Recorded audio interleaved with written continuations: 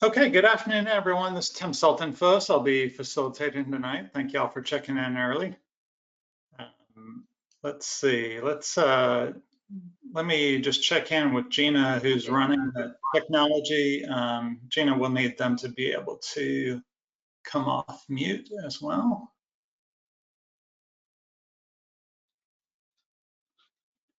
And let me just check in with Michael Munson. Are you able to hear me? And maybe I'll check to see if I can hear you. Yes, I'm unmuted now. Can you hear me? It's Mike Munson. Yes, sir. Yep. It's good to hear from you again, sir. Yes, I'll go back on mute. If you need me, just holler loud. Will do. All right. Thank you. Great. And I see Dave Wynn is on as well. David, are you able to hear me? And let me check to make sure I can hear you.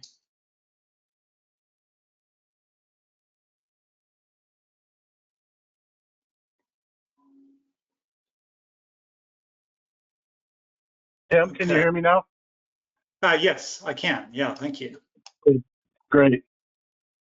Great. Yeah, welcome. And yeah, thanks for coming in early to check everything out. Let's see. I see Susan Carroll is on. Susan, are you able to hear? And any trouble connecting?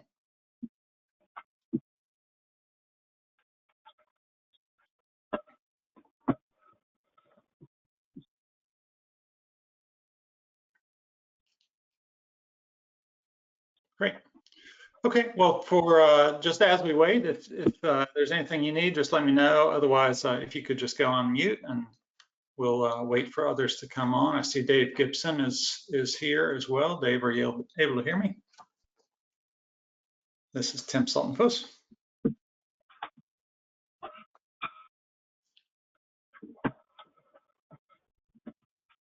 And Gina, it looks like Dave Gibson is showing as muted by organizer, if you can adjust that.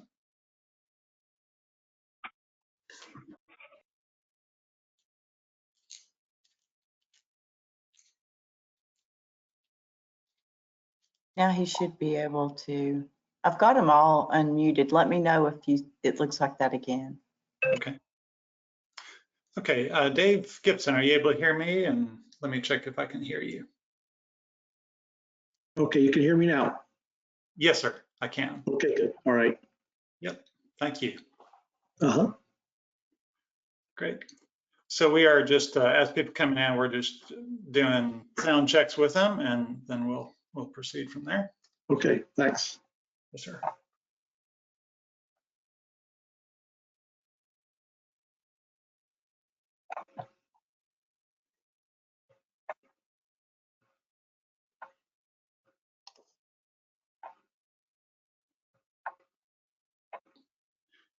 Let me also just confirm that Paula is getting audio. Paula Bond. Hey, Tim, can you hear me okay? I can, yep. Thank you. Okay, perfect. I'm here. Sounds good. Ready to go.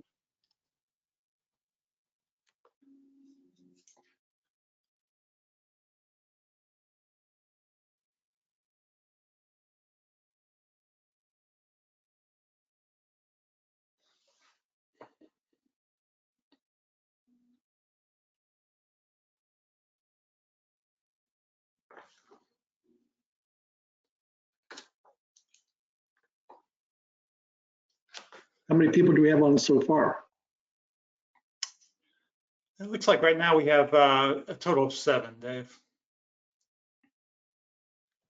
Okay, thanks. Yes, sir.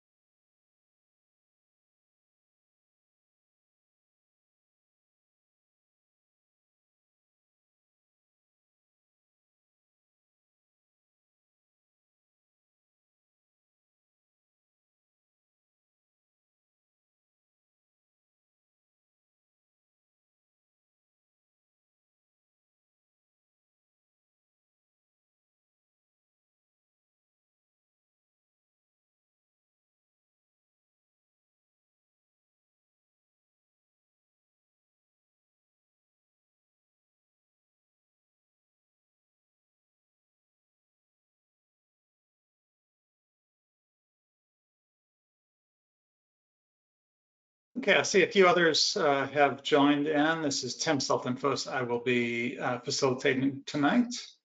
Let me just confirm that Jacob Bennett is able to hear me.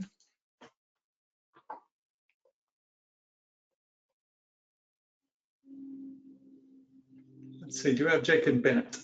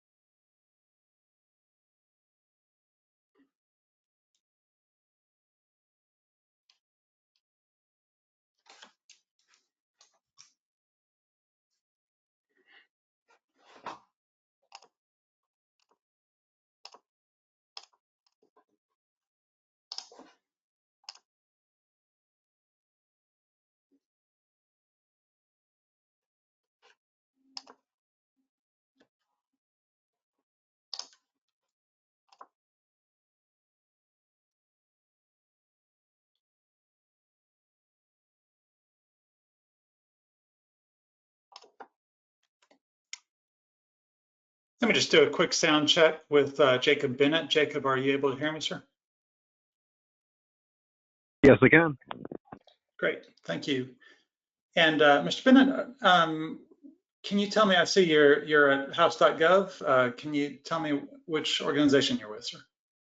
Sure, it's Congressman Dan Kildee. Great, okay. And do you anticipate the congressman participating this evening? No, unfortunately, he can't come tonight. I see, okay. Well, great, well, I appreciate it. Again, my name is Tim Seltenfuss. I'll be just facilitating this evening. Great. Okay, well, thank you. We are just gonna wait for some others to join in, do some sound checks on the way. Feel free to stick around with us, maybe mute your mic if needed, and we'll proceed here at 5 o'clock.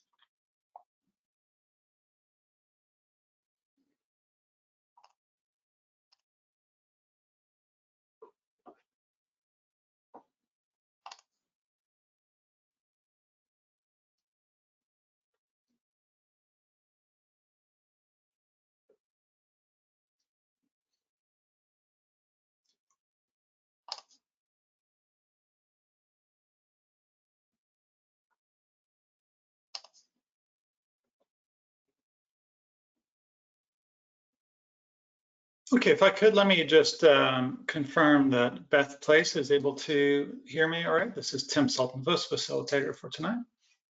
Hi, Tim. Yes, I can hear you. Great, thank you very much. Thank you.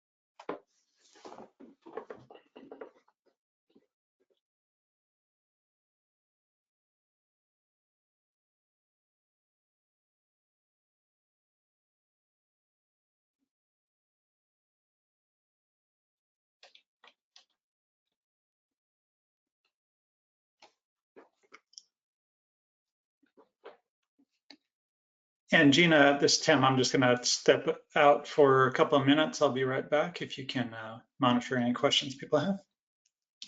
Will do.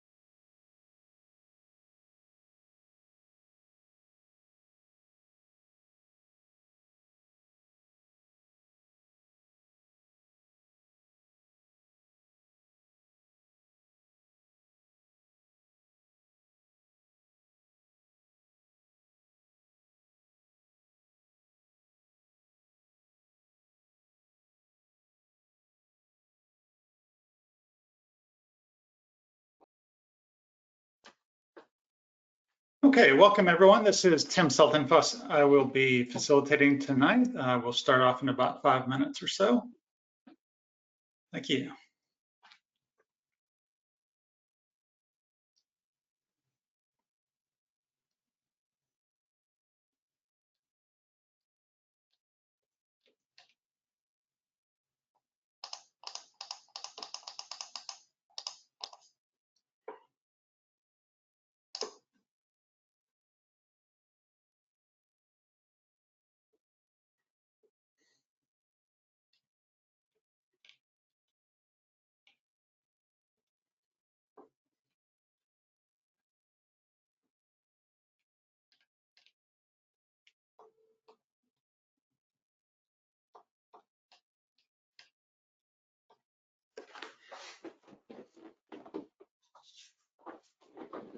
This is Mike Munson. Did you lose me on the webinar?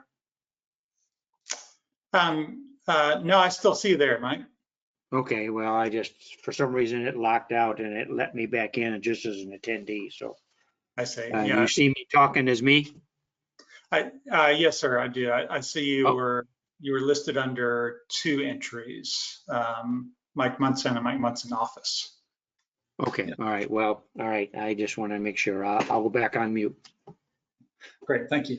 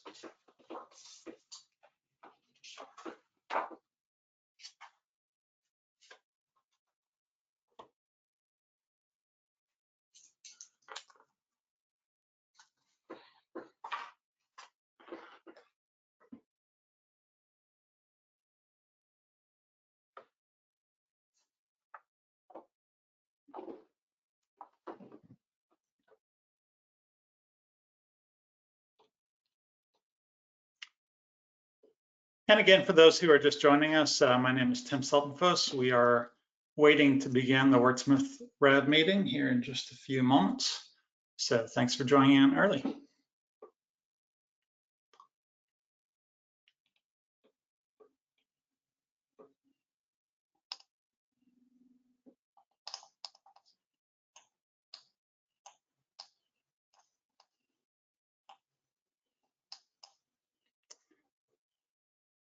And let me just confirm that our community co-chair, Mark Henry, is hearing my audio, and Mark, that I can hear yours as well.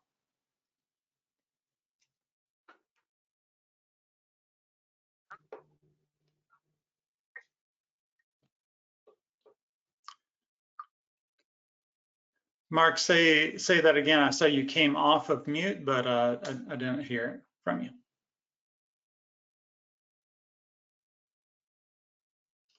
Can you hear me now? Yes, sir. I've got you. Yep.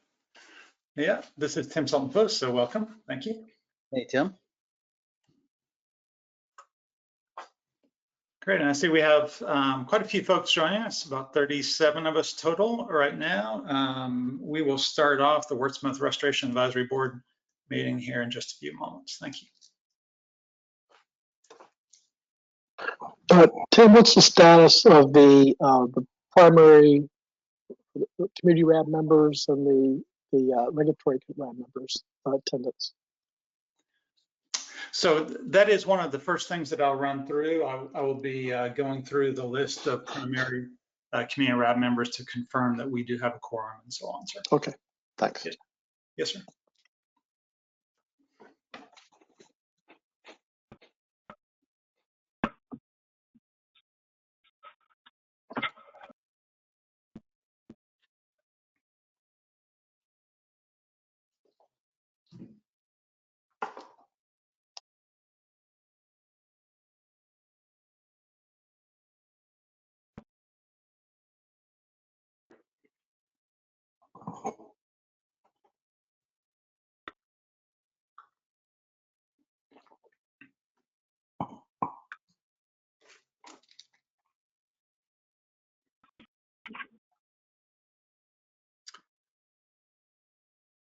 Okay, Gina, please do go ahead and shift to the meeting presentation to start us off with. My name is Tim Sultanfuss. I will be facilitating this evening. I just wanted to welcome everyone to the Restoration Advisory Board meeting for the former Wurtsmith Air Force Base. Let's move to that next slide here if we could, Gina. So again, I think we've kind of worked through this, but please, as we'll talk some more details, but please, as a reminder, stay on mute until you are ready to speak, RAB members. And I'll give a few other introductory comments. Next slide, let me turn first to our co-chairs for any welcoming remarks that they have. Dave Gibson, Air Force co-chair, would you like to share any welcoming comments? Thank everybody for being here for this call. I'm hoping we have a good meeting and get to exchange as much information as we can and have plenty of time to answer all public comments. Thank you. Great. Thank you, Dave. And then Mr. Mark Henry, the community co-chair. Good evening, folks. I too am looking forward to an interesting meeting, and I hope that many of the questions that we have posed and have discussed internally get answered this evening. Thank you. Great. Okay. Well, thank you, Mark. Again, Tim Sultanfuss, I have the pleasure of knowing quite a number of y'all from my previous roles supporting the RAB meeting. So I'm pleased to be back and working with y'all.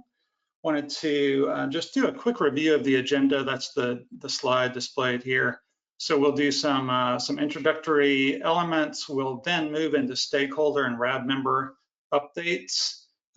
We will talk the remedial investigation status. Paula Bond has joined us for that. We'll have a RAB business update and then an opportunity for public comment before we conclude with the RAB co-chairs closing remarks and adjourn by 8 o'clock. Just as a reminder to the RAB members, please do remain muted unless you are speaking.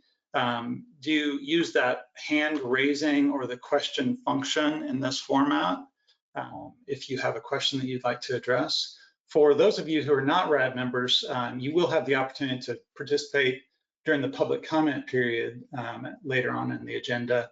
And you can also ask questions using the question function.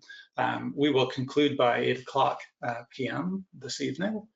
Wanted to move real quick to the ground rules for the Restoration Advisory Board.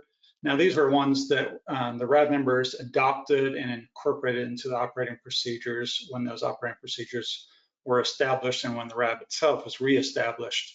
7 ground rules. And Dave Gibson, do you mind if you would read off number 1 through 4, and then Mark Henry, I'll turn to you for number 5, 6, and 7. So first to Dave. All right, Tim. The first is respect one another and maintain an atmosphere of open dialogue and exchange of ideas. Number 2 is use our time together efficiently, wisely, and respectfully.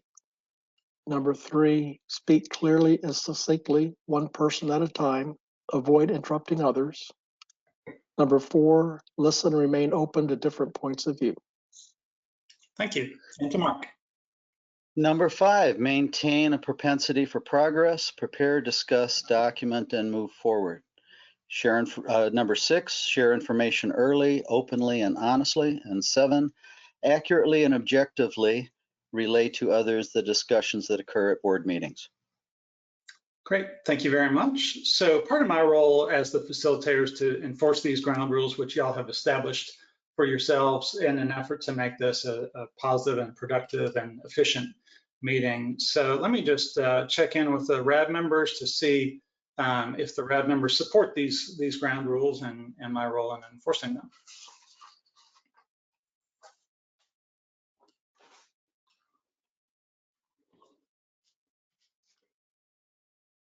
And as representatives of the RAB, Dave and Mark, does that work from your standpoint? Yes, it does. Yes, it does. Outstanding. Well, thank you very much. Okay, let's move to the next slide if we could. And we wanted to start off by reviewing current members. Mark, is there anything you wanted to say about the recent appointment of a primary RAB member as we start this off? I'm not sure what I can tell you. We had a primary member leave, and Dave Wynn has, as that person's backup, or what was that? Anyway, Dave Wynn was her alternate and is filling in that position as per the operating procedures. Great. We have had some discussion about changing those procedures, but I don't think that's going to be part of tonight's discussion. I see. Great. Well, thank you very much, and Dave, thank you for participating as well. So I will now just run through a kind of a roll call of RAB members and confirm who we do have present, and then just confirm the quorum as well. So let me just confirm that Bill Gaines is present.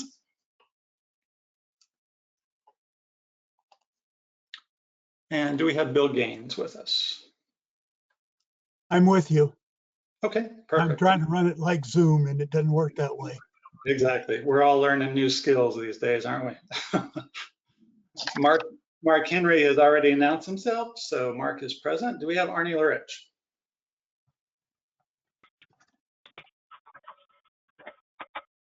And do we have Arnie with us?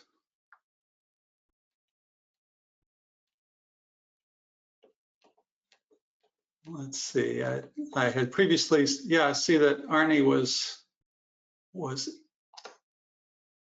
on our list. Arnie, are you with us? Okay, I will come back to Arnie. Do we have Joe Maxwell?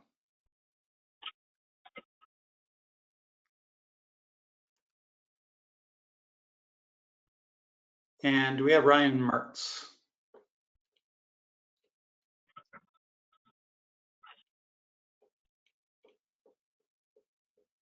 How about Jerry Schmidt?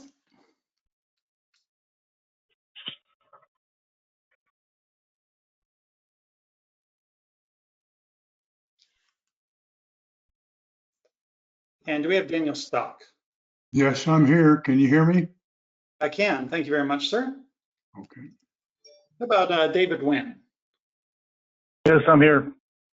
Okay, great. Thank you. And let me just confirm with Gina that she has unmuted all the attendees.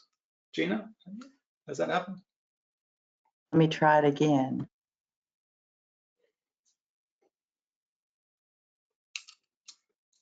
Okay, and do we have Kathy Worcester-Barth? Yes, Kathy, present. Great, thank you very much. Let me go back to those that that were maybe not able to speak. Arnie Lurich, are you with us? Yes, I'm unmuted now, thanks. Okay, thank you very much. And how about Joe Maxwell? Ryan Mertz? Jerry Schmidt? And do we have Rex Vaughn on the line? Yes, I'm present, Rex Vaughn. Okay. Well, in the absence of Joe Maxwell, Rex is one of the assigned alternates. Community co-chairs, I would recommend that Rex acts in place of Joe Maxwell if Joe's unable to participate with us. Does that work? Yes, that works. Okay. That's fine. Excellent. Thank you very much, Rex. Okay, so we do have greater than 51% of the community RAB members present. Let me now go to the government RAB members. We'll start off with Dave Gibson representing the Air Force. Dave is with us, as has been announced already. Let me check with Jeff Moss representing Osable Township. Present, Jeff's here. Thank you, Jeff. And Denise Bryan representing District Health Department 2. Denise Bryan's here. Good evening. Good evening, thank you. And Puneet Vij with Michigan Department of Health and Human Services. Yes, I'm here. Great, thank you. Beth Place with Michigan Department of Environment, Great Lakes and Energy. Yes, I'm here. Thank you. Thank you. And Oscoda Township, I know Tim Cummings typically represents, but I believe John Nordine is representing. Is that right, John? Correct. Yes, I'm here. Great. Okay, thank you. And Michael Munson with Oscoda Wurtsmith Airport Authority. OWE, Mike Munson here. Outstanding, thank you. And Jesse Stuttebeck with USDA Forest Service. Yep, Jesse's on. Okay, fantastic. Well, we have more than 51% of the community RAB members. We have more than 51% of the government RAB members, and we have both co-chairs. So per section 3.10 of the operating procedures, we do have a quorum, just for awareness.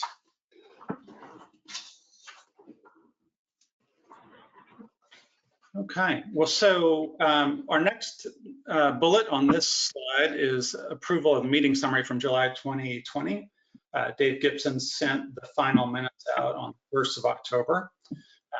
The public comment procedures, so when we begin the public comment period, I will ask those who'd like to speak to raise their hand electronically, and then I'll go down the list as well. We'll have 3 minutes per person, and we'll have some more details about kind of the process as we start that off. Let's see, and then also you can mute and unmute yourself as needed for the RAB members. And that second to last bullet there is just please have patience with us and with this technology and with society during this weird year. If you do have technical questions, you can email them to rabcoordinator@arastar.net, and that gets to Gina, who's helping us as well. Let's move on into stakeholder updates then, unless there's anything further to address. Okay, well, good. Well, so let's move to the next slide, and actually to the next one as well. So we'll begin our stakeholder updates with government RAB members and then move to the community RAB members if that works for folks. Dave Gibson, as the Air Force co-chair, would you like to begin with this brief update on behalf of the Air Force, and then we'll turn to the other government RAB members? Yes, be happy to. Just wanted to cover these 3 items for tonight. The RRSE worksheets. We received 5 comments from RAB members and 5 comments from Eagle. None of the comments caused there to be a change in the ranking of the sites for Wurtsmith. The 4 sites, they're all still high. There were responsiveness summaries made for each, and that's been placed into the administrative record. And by and large, the response to the comments was that this RI will be exploring gathering more information to provide more details was one of the basic responses. But there are also some clarifications that you all might want to take a look at and be familiar with. The 4th 5-year review is still in review. These are massive documents, several hundred pages. We have the PFAS issue that's entered into the picture now that is having to be properly addressed. And Wurtsmith is, in the queue. It's probably number 2 or so in the queue. And we're learning from comments made on other bases, 5-year reviews, and incorporating those. But we're still looking for the end of November to have that 5-year review completed. So we'll see. Also, let everyone know that there is a vapor study going on, vapor intrusion study. I believe the work plan is available on the MPART site. That you can confirm if you want. There's going to be 4 quarters of samples taken that end in April next year. And then there will be a report prepared and any recommendations for further work would be identified, and then we'll be talking through that with Eagle. These are the updates I have at this point. Great. Okay, well, thank you very much, Dave. Let's see, let me continue on to the remaining stakeholder updates that we have, continuing with the government RAB members. So this next slide, if we could, Gina, we'll turn to Jesse Stinsbeck with Forest Service. Hi, everybody. The Forest Service had no updates this time around. Okay, well, thank you.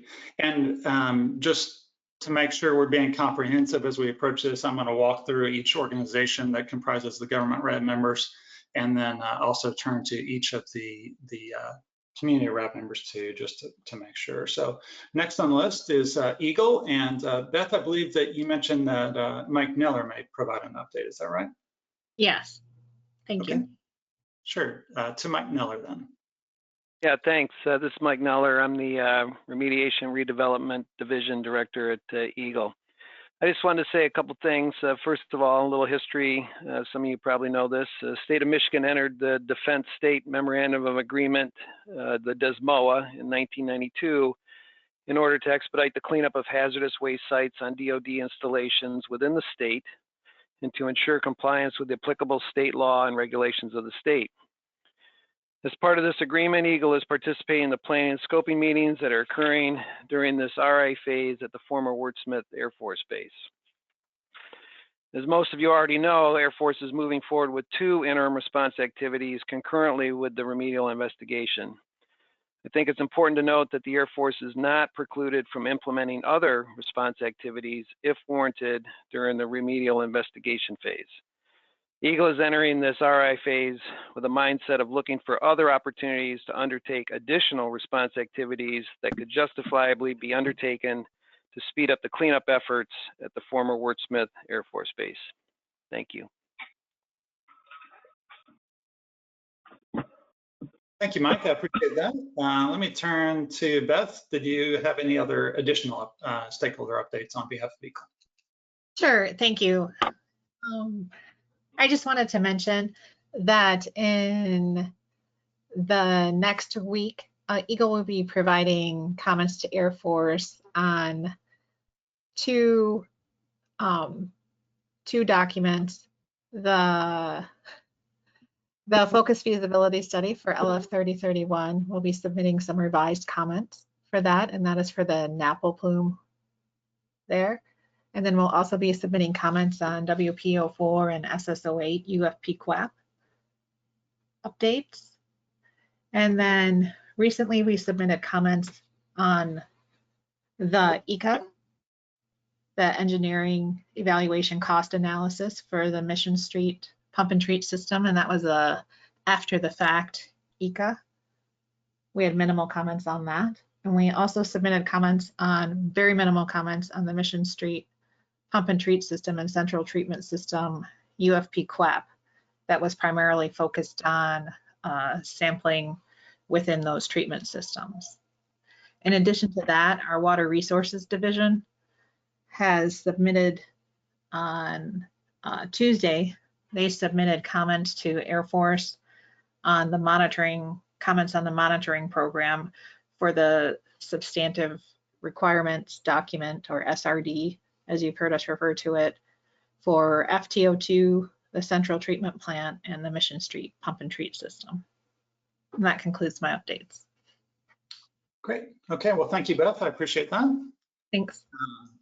And as y'all know, these stakeholder updates, this portion of the agenda is meant for kind of brief, quick updates about what has been going on since the most recent meeting. So let's continue that vein. We're going to bypass, if we could, what you see at the bottom of the slide, the community RAB members. I'll come through and speak to each of you in person if I could here, but let me move to the next slide to Michael Munson with OWA. Yes, can you hear me? Yes, sir. All right. I want to address an action item that we've addressed several times, and that's been assigned to both the township and OWA in regards to Clark's Marsh. And in regards to the housing potential. There is no housing potential there in the marsh. That airspace above the marsh is protected airspace for future runway development. So bottom line, as I've said several meetings, we need to close that item because there are no further developments in that area from a housing standpoint.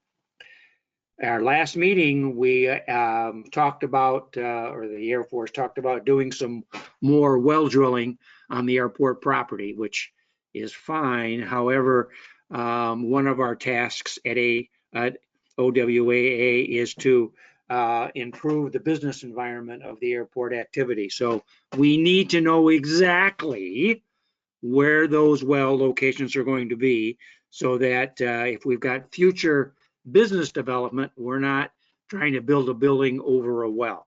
So an action item needs to be assigned to the Air Force to give us exact locations of future well drilling activity on airport property. Is that clear? Tim, is that clear? Yes, sorry, I was typing in another window and struggling to get over to my unmute button. Okay, I just want to make sure we get that action on there. We need to know, we don't want to stand in the way of any well drilling activity and sorting, but we need to know. So we're not dealing with a potential business opportunity to go out and put a building up, and lo and behold, there's a well right in the middle of it we didn't know about. So we need to have the Air Force tell us exactly where they're going to put those wells, so that we can, if we have to, work around that, or at least to know where they're going. Okay.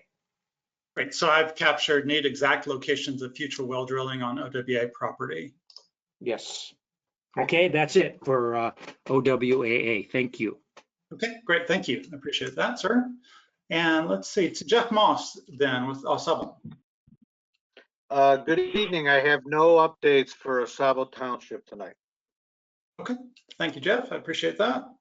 And let's go to Puneet with MDHHS. Hey, so I'll provide MDHHS resampling effort update. So MDHHS resampling effort is to understand PFAS fluctuations in drinking water wells. We finished the first round of resampling in August, and the next round will start sometime early next year. We have collected samples from 272 wells out of 427 wells that were previously sampled by Eagle in the Oscoda area.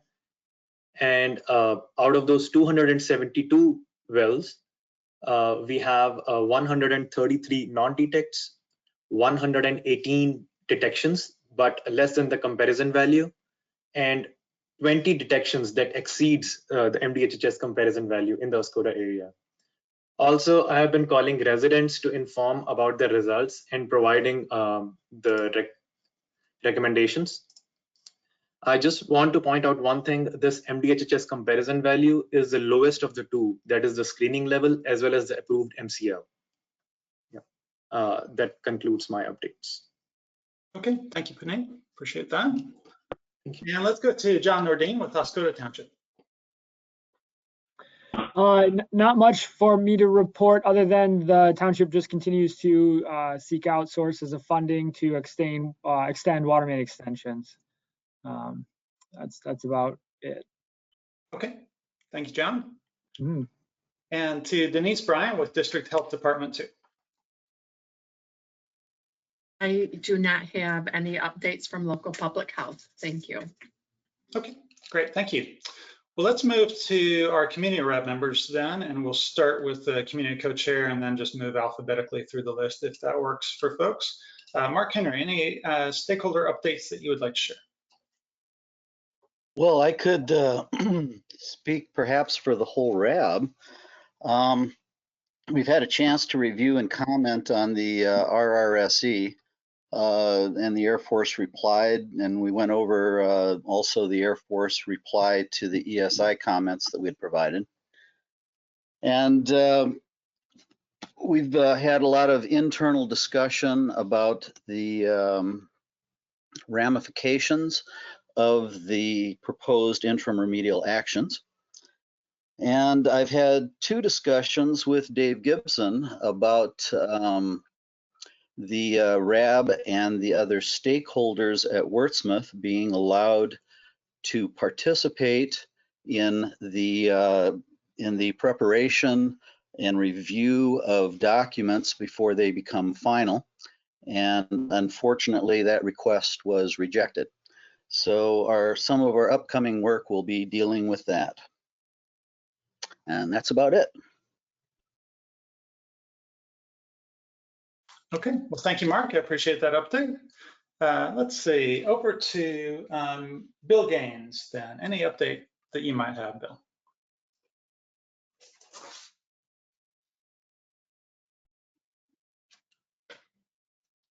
Let's see. I just would like to expand a little on what Mark said.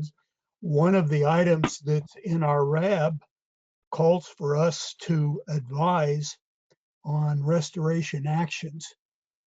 Without timely information, it's not possible to do so. So in some sense, the RAB procedures really are not consistent with what's happening currently in terms of information sharing. Okay. Okay, well, thank you, Bill, for that perspective. Appreciate that. Let's turn now to Arnie Lurich. Any stakeholder update comments that you'd like to share, Arnie? Thank you. Not to pile on, but reading through the Federal Register of the RAB rule last night, the word early sharing comes out pretty strong, and I think that separates or gives just a little bit of advantage to the RAB members to have information before the public comment period is open. And there are examples of that in other RABs throughout the country that I've coordinated with. So just a thought on conversations that Mark referred to. Thank you. Okay, thank you, Arnie. I appreciate that. And Rex Vaughn is acting on behalf of Joe Maxwell. So Rex, any stakeholder update comments that you would like to share?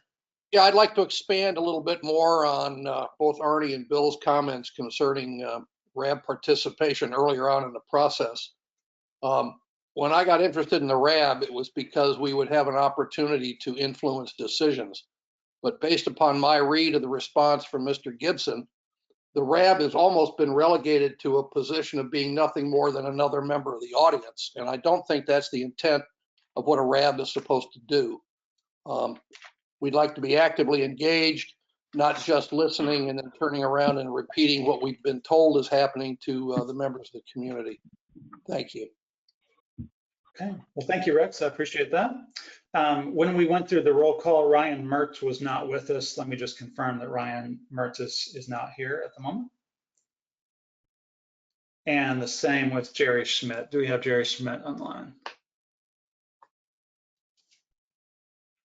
Okay, let's go to Daniel Stock for any stakeholder updates you may have, Daniel.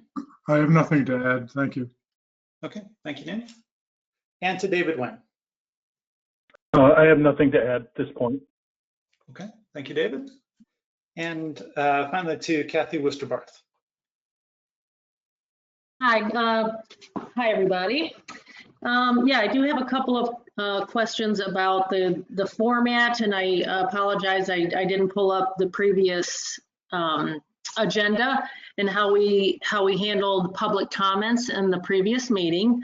But I did notice that in this meeting, it indicated that public comments, if someone wanted to submit a public comment or have an opportunity to comment, they needed to do that by 5:20 during the meeting, and right now it's 5:28, and we haven't even gotten into the content of the meeting pretty much. So I ask that there be some consideration for anyone that wants to make a public comment during at the appropriate time at the end of the meeting at any point during this meeting.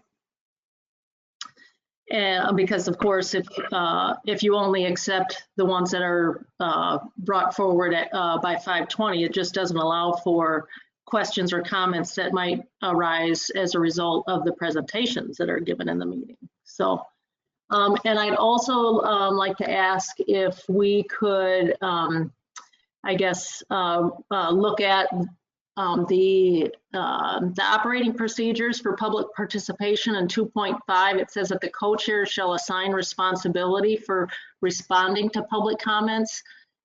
If we could make sure that we do that during the public comments, make sure that we have some accountability of who's going to be responding to the public. I'd appreciate that. One other item, it's a question. We're wondering whether the Air Force is considering Rule 57 as a potential ARAR, as it's not mentioned in the slide presentation. If that could be covered in the meeting today. And then another question, or maybe more of a comment, the NOW group has submitted a letter to both the state and the U.S. Air Force about holding Eagle, having Eagle hold the U.S. Air Force accountable for all known contamination plumes, and not just those that are on the U.S. Conceptual maps. We're noticing a difference there, and we're asking that that those entities make sure that the plumes are defined accurately. And that's all I have. Thank you. Great, thank you, Kathy. I'm sorry, was there another comment? No. So just a note that, as I mentioned, as people were gathering in, when it comes to the time period to conduct this public comment period, I'll ask everyone who is interested in making a comment to raise their hand electronically, and then simply go down the list and call on all those, even if they were to raise their hand right at that point and not have submitted an email prior to 5:20. Let me just confirm with the co-chairs that works from their standpoint.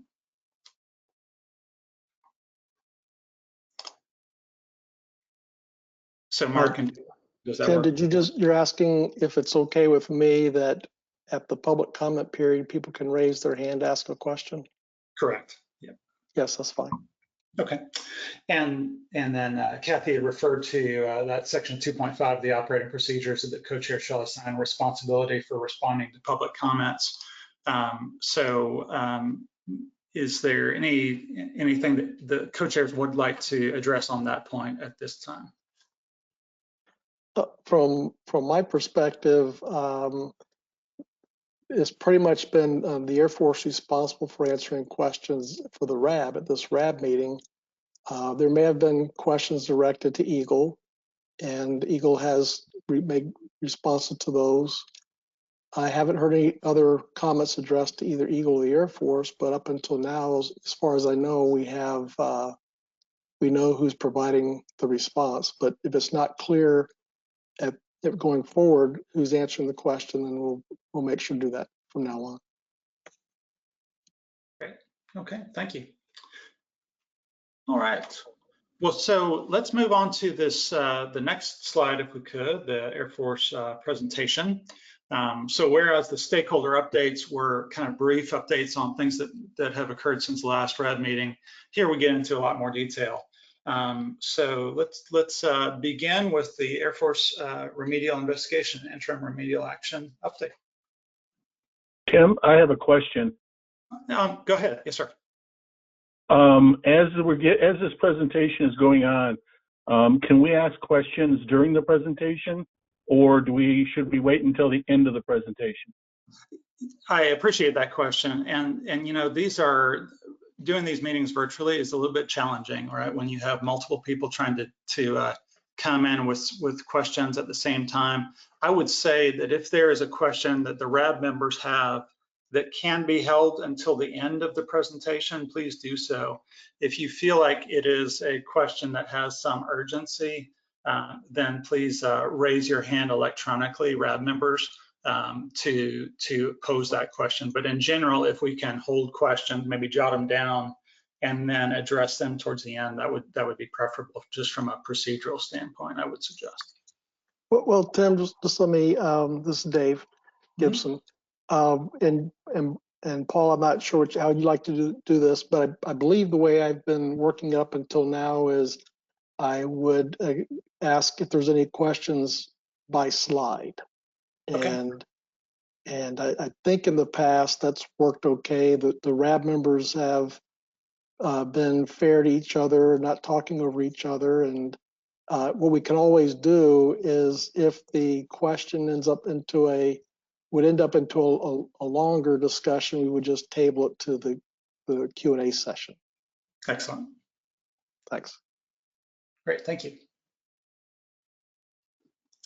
Okay.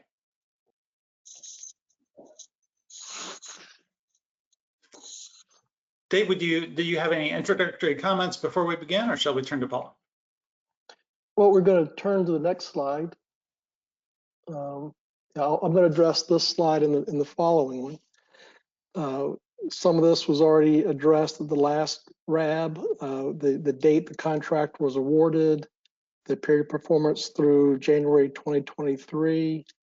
You can see here the itemized areas of a scope of work for the remedial investigation, delineating the sites for PFOS, PFOA, PFBS, wherever they lead to. I'm hoping that answers Kathy's question about, I guess, Air Force being accountable or being responsible for the plumes, but we do have to delineate those plumes that are from Air Force operations. Risk assessments, a report, and again, there's 2 interim remedial actions that Paul will be going over. Any questions on this slide? Let's go to the next slide then. Dave, could I ask a question? Yes. The last bullet, you mentioned that there are 2 interim remedial actions, and I was wondering if you could just quickly respond to the presentation that Mike gave about others that may come up based on your whatever information over the next year or 2. That additional ones could be, and I was just wondering how this applies to this. Yes, that's correct. If there are other issues or points of plumes, et cetera, that come up, then yes, we can address them. Thank you. This is Joe Maxwell. I have a question. Yes. Okay, can you explain to me the baseline human health and ecological risk assessments? Yes, I'd like Paul to address that later on in her slides. Okay.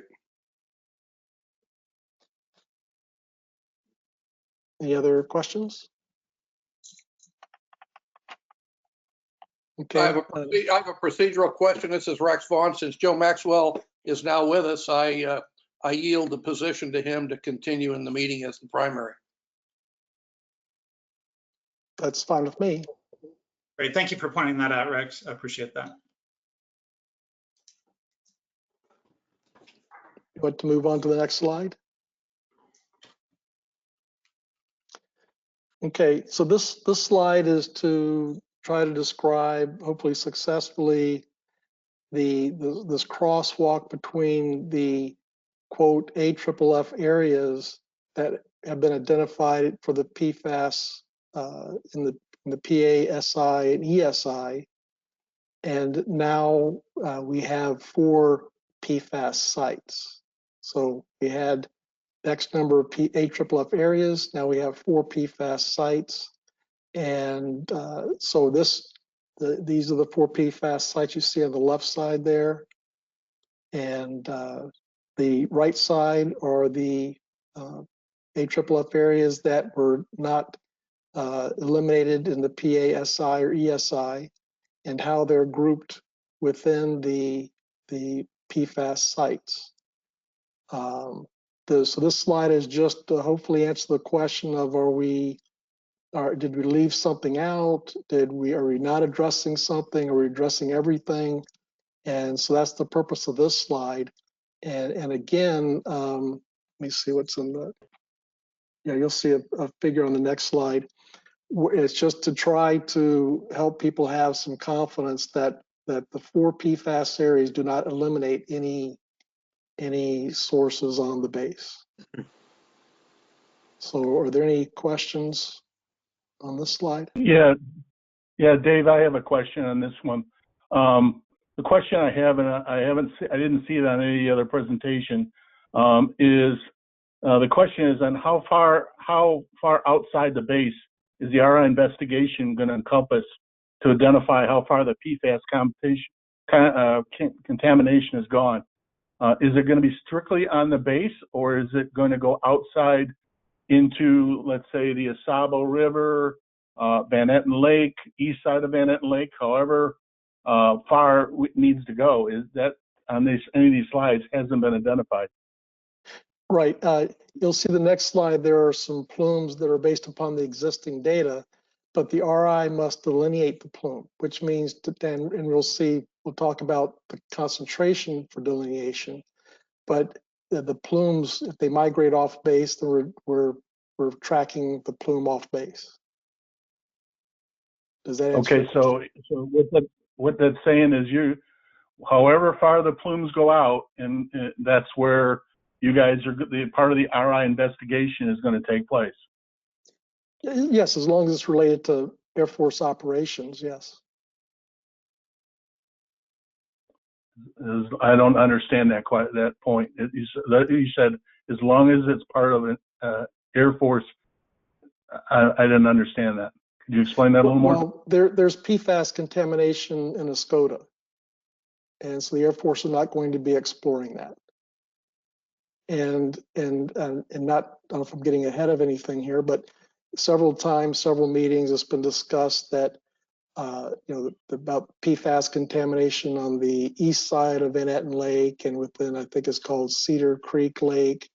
Those areas are outside the hydraulic boundaries of what's happening at Wurtsmith. So the Air Force is not going to be exploring PFAS in those areas. So if there's if the base operations, if there's a plume from base operations that goes to Van Netten Lake, we're defining that. If it goes south into the north side of Asabo River, then we're exploring that. Dave, I would like to make the point that you have not proven that the east side of Van Netten Lake, south of Phelan Creek, is outside the hydraulic boundaries. The U.S. Geological Survey data and EGLE's data both leave uncertainty about that, and that remains an open question that you have not answered to the satisfaction of anyone that I know of in Oscoda. All right, and I think I'd have to say that if it's shown that hydraulically that is due to Air Force operations, then we'll be delineating and defining and providing any risk assessment remedy as necessary. So you're basing, excuse me, this is Mark. So you're basing the limits of your investigation on what? Are you actually going to be taking samples out in the lake and following it across the lake to see if the contamination is contiguous with the contamination on the base? Okay, so this is the point at which we're going to table this to the Q&A session, or perhaps there's more information in the RI briefing that would help. But at this point, I need to move on. Any questions about the crosswalk itself, as far as understanding there's 4 PFAS sites and there's AFFF areas, and we're tracking 4 PFAS sites? And any questions on this slide? Dave, I've got a quick one. Go ahead, Arnie. Okay, regarding area 9 and 11, the wastewater treatment plant, drying beds and the lagoons, sludge disposal areas, do you have data or investigation to prove to you that those sites and the plumes flow to combine with the FTO2 plume?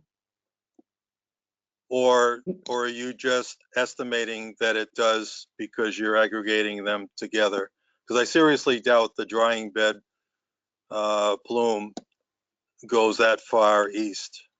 I think it goes directly river. So I'm asking, do you have actual data, because I have not found any in the PA or the SI to indicate that. Areas 9 and 11 are included in this in the PFAS site FTO2. And this is not meant to say that there's any kind of commingled plume or anything else. It's just identifying 2 AFFF area sites that are now captured in one PFAS site. Oh, because I thought that sites like you've got 4 here have to have some common theme or impact so that the investigation will lead toward a remediation that will handle them. So I may be wrong. Okay. Yes, let's go ahead and go to the next slide. And Dave, if I could just ask the RAB members when they do ask questions to please do share your name, and then a comment also that I am keeping a list of questions to address that we don't have time to get to. So I'll be jotting those down as well. Back to you, Dave. Okay, Tim. So trying to answer Arnie's question of capturing 4 PFAS sites. And on this slide, you'll see the chartreuse color, I guess it is, that there's 4 of them. And all the AFFF areas fall within that chartreuse shape. Okay, so when Arnie says, is there any kind of link between the AFFF areas and the PFAS sites, it's basically geographical. As far as what the solution may be for any sources of contamination within the PFAS site, that's to be determined and explored during the RI. So going forward, there'll be discussions about PFAS sites.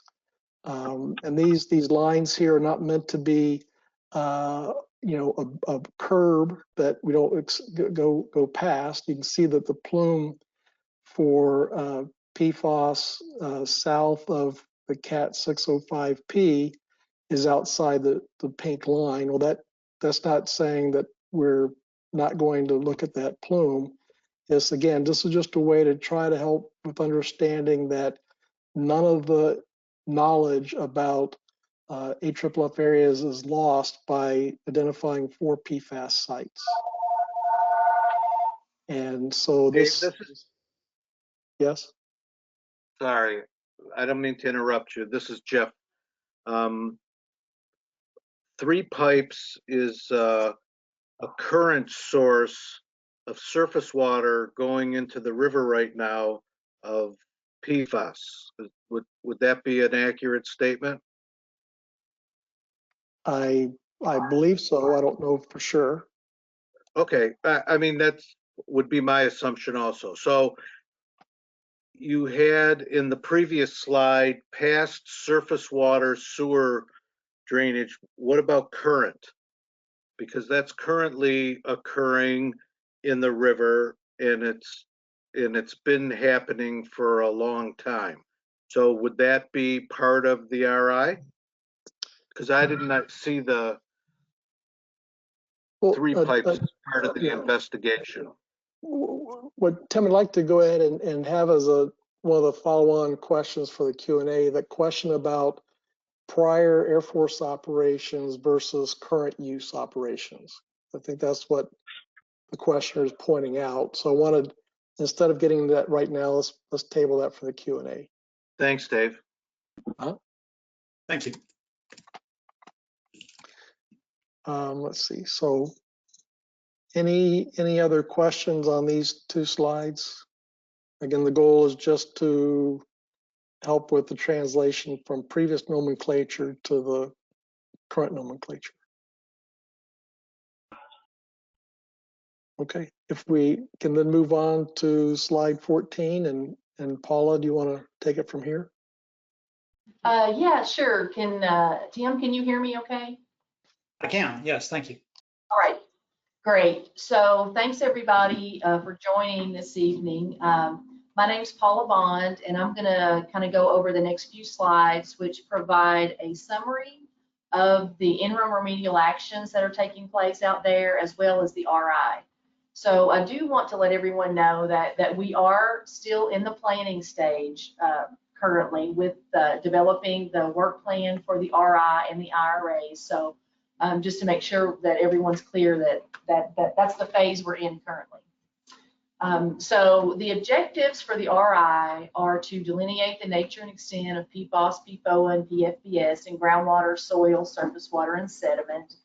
We're going to develop a comprehensive understanding of the routes of exposure from those source areas to receptors. We're going to assess the baseline human health and ecological risk as part of the RI. And we will identify a list of potential ARARs for the project. So these are just the objectives. Next slide, please. As part of the RI scoping process, I've heard a lot of talk about the scoping process so far on the meeting. So during this process, we're analyzing the existing data that we have. We're reviewing the conceptual site model, and then we're identifying data gaps based on the existing data that we have.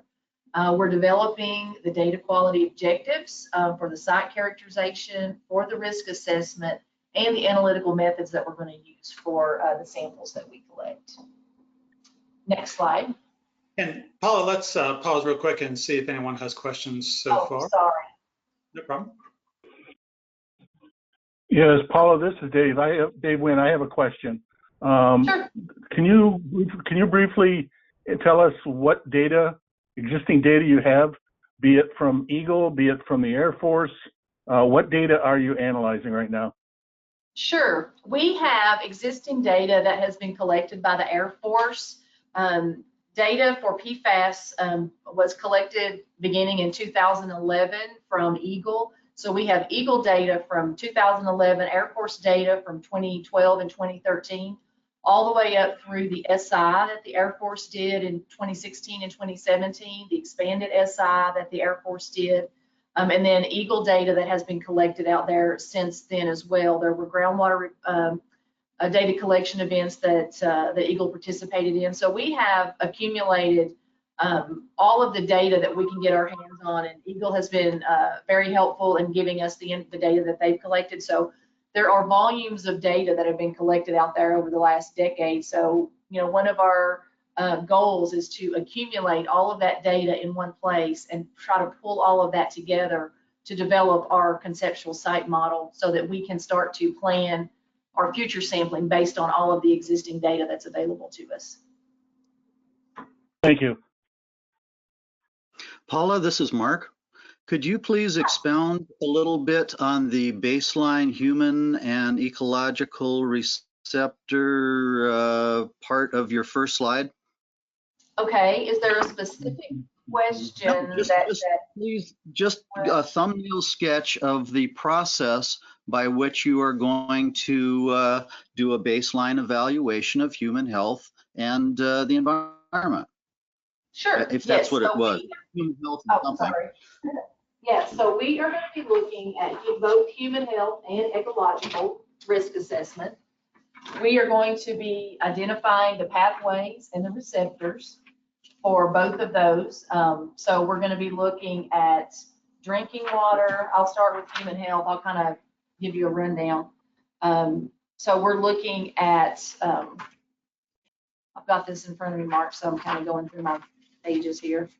So we're going to be looking at on-site receptors, and we're going to be looking at residential receptors for drinking water, commercial industrial workers, trespassers, visitors, construction workers, hypothetical residents, and then off installation in construction workers, hypothetical residents, hunters, recreators, anglers, and things like that. Does that kind of answer your question?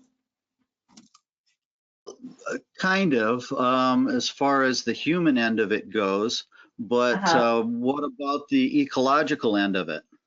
Okay, so on the eco side, our primary receptors that we're looking at are macrophytes and algae, invertebrates. We're looking at fish, we're looking at mammals, we're also looking at aquatic birds.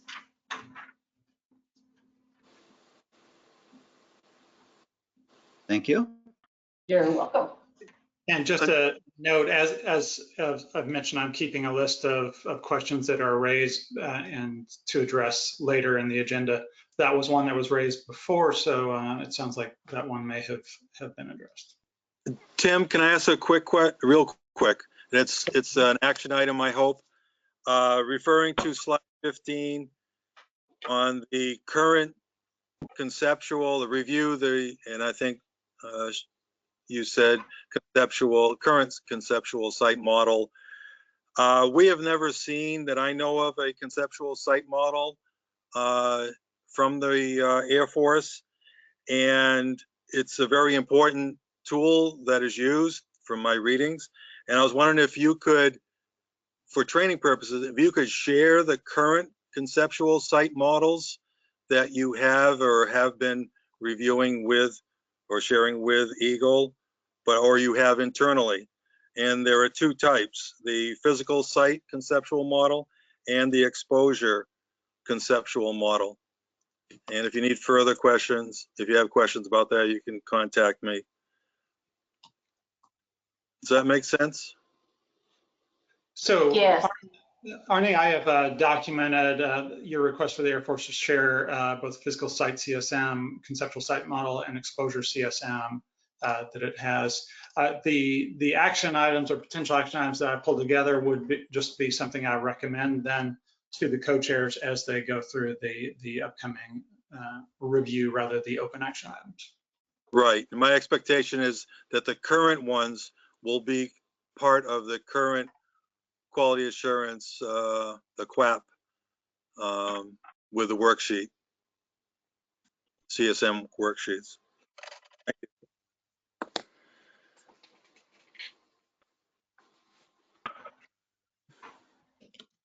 All right. Next slide, please. All right, so I mentioned earlier we are going to identify ARARs, preliminary ARARs for the project, which are federal or state laws or rules or regulation that we use to determine the concentrations to delineate or use in the cleanup stage as we develop remedies for the site.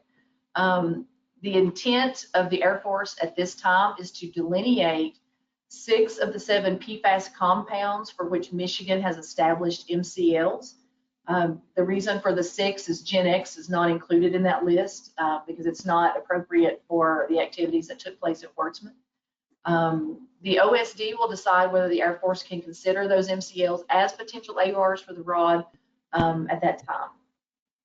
Next slide. Hold on. What is OSD? I'm sorry, the Office of the Secretary of Defense. Thank you. You're welcome. Sorry.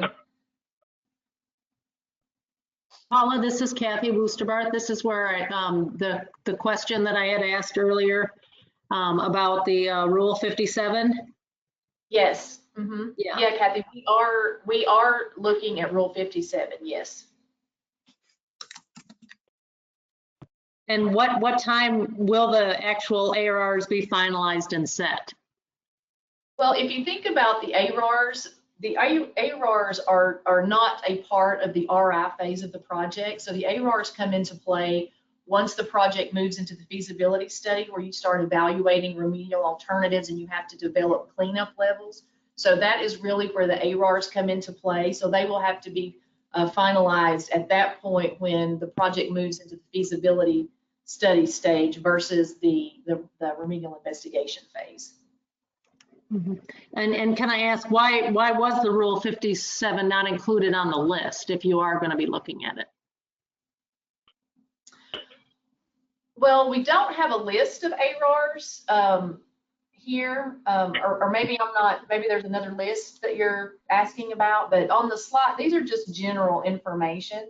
So once the project moves into the ARR phase, there will be a laundry list of ARRs that are associated. So for the delineation, which is what we're talking about in the RI, we are looking at the GSI numbers for surface water in the RI. So that's what we'll be comparing our data to, but it's not an ARR in the RI. It's just a comparative value that we will be looking at in the RI. Does that make sense?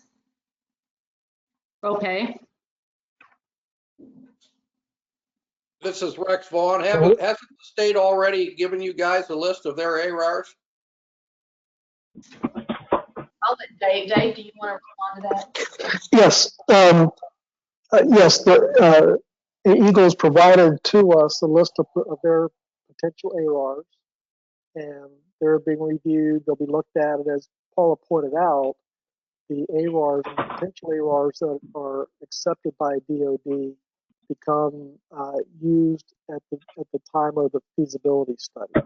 So while we have this list, it's not the point for us to finalize the list of potential ARs or to designate what the ARs will be for the feasibility study.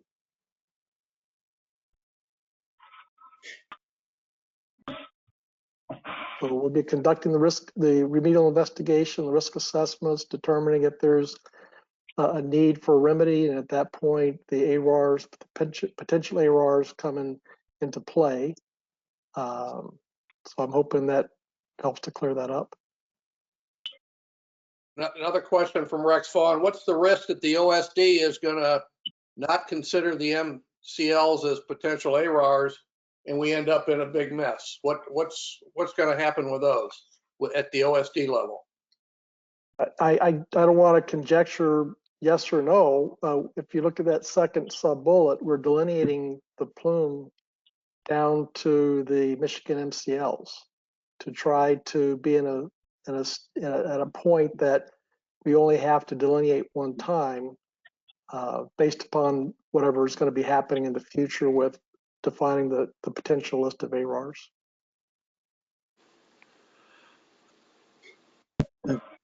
Dave, quickly, can you clarify that?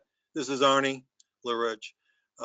When you say the MCLs on that slide, are you talking about drinking water MCLs, or are you talking about the groundwater criteria that the state has yet to promulgate beyond the PFOA or PFOS, which is automatic? Can you clarify? I believe the MCLs refers to drinking water. I'm not sure if MCL is used in any other case, but at this point, let's go ahead and move on with the briefing and save that question and any others for the public comment period. Okay. Thank you. Okay, next slide, please. Okay, so we are in the process right now of developing the work plan or the quality assurance project plan, the UFP-QAP, as you guys are familiar with.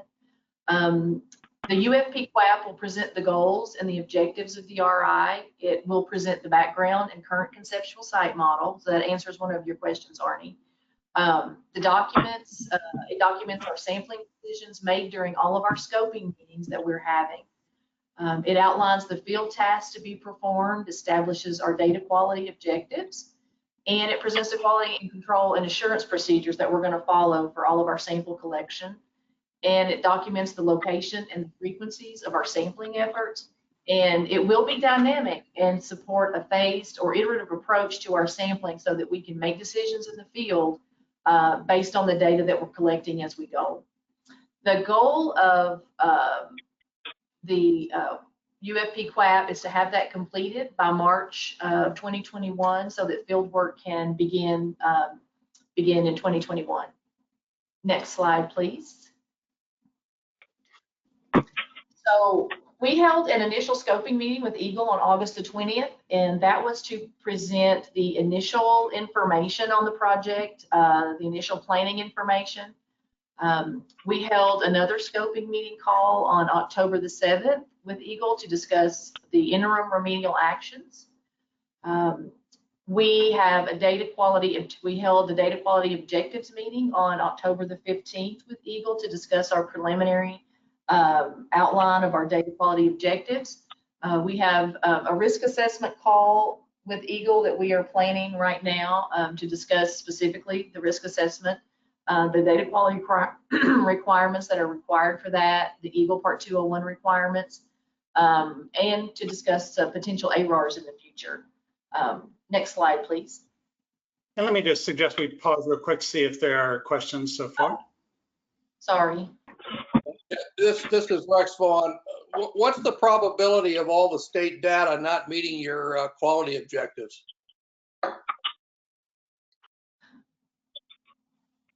Well, I don't really have a probability number. What we are doing is looking at the data that Eagle has provided us for the biota sampling that the risk assessors are currently in the process of evaluating and looking at. And then we have groundwater data, surface water sediment, and pore water sampling data that we're looking at. All of the data will be used in developing or revising the conceptual site model. We think that's important. The data to be used in the risk assessment, that is where it becomes a little bit more questionable, and that is what we are doing right now, is evaluating that data for its usefulness in the risk assessment. So a probability, I can't really put a number on that at this point. My concern is we've got 9 to 10 years of state data. They've been in the forefront of establishing the problem on the base well before anybody else did. And what I want to make sure is that for some administrative reason, you don't trash all that data and we lose all that information and therefore extend this whole process while you go out and replicate what has already been done. I think that would be a tragic mistake. No, I agree with that, and that is why we're using all of that data in the conceptual site model. So that will all be, once that is in the conceptual site model, it will be there to move through the future. So all of that data is captured there. Thank you. And Paula, this is Tim, just a quick time check. We have about 15 minutes remaining in the time allocated for this agenda topic. Okay, great. Gaines. Next slide, please. Bill Gaines, I have a quick question. Go ahead, Bill. Oh, sorry. On the last slide, we see some EGLE meetings. The last meeting minutes we've seen, I believe, is for the August 20th meeting. Are we going to see BCT meeting minutes for later meetings? And if so, what kind of time frame might we expect that? This is Dave Gibson. Yes, you'll be seeing meeting summaries, and once they go through review with the BCT and AFCEC, then they'll be put onto the IR. And I'm trying to think, the interim remedial action meeting summary, I believe that's been sent out to the BCT, and I don't think I put a date on there. But hopefully we get something next week. So that should be coming out potentially early November. The data quality objective meetings then would be a week after that is the basic timeline of flow data.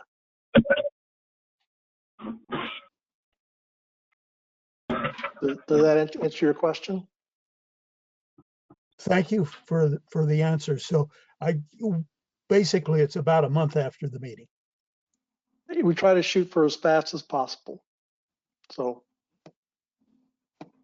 and if we can do it faster, we will.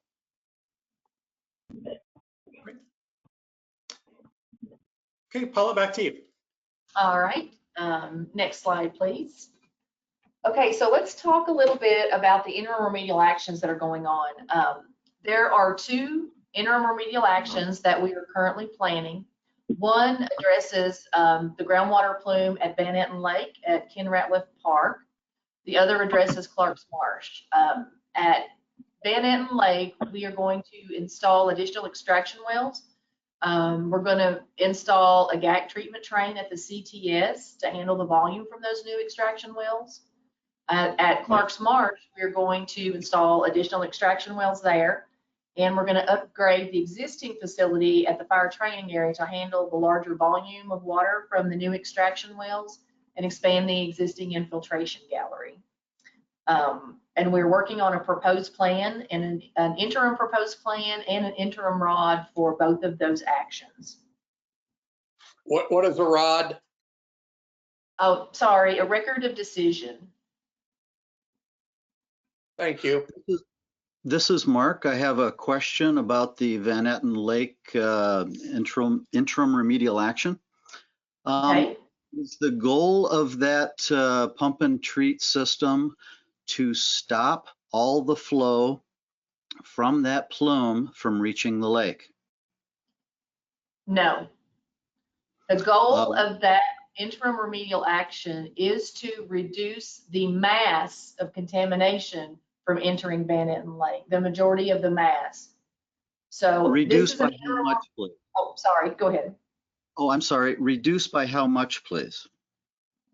We don't have an exact number on that yet, and I can give you some more information when we look at the plume slides. But remember, these are interim remedial actions. This is not the final action or the final remedy for the base. This is just an interim action. So our goal here is to stop the majority of the mass or the high concentration areas from moving into Clark's Marsh and from moving into Van Etten Lake. And I can expand on that on the next slide, I believe. Thank you. Sure. Paul, I have a question. This is Kathy Woosterbarth. Okay. Will you be responding to the now letter about the plumes that we sent to the Air Force recently? Yes, the Air Force will be responding to the letter. And yes, Kathy, this is Dave Gibson. If we're talking about the same letter, I received that I think Monday or Tuesday, and it was addressed to me. And it was I think Mark. I'm not sure. I think I now remember sent it to me. I believe I replied back, and we're looking at the data, looking at the letter, and that yes, there'll be a reply coming back shortly. Shortly. Okay. Thank you.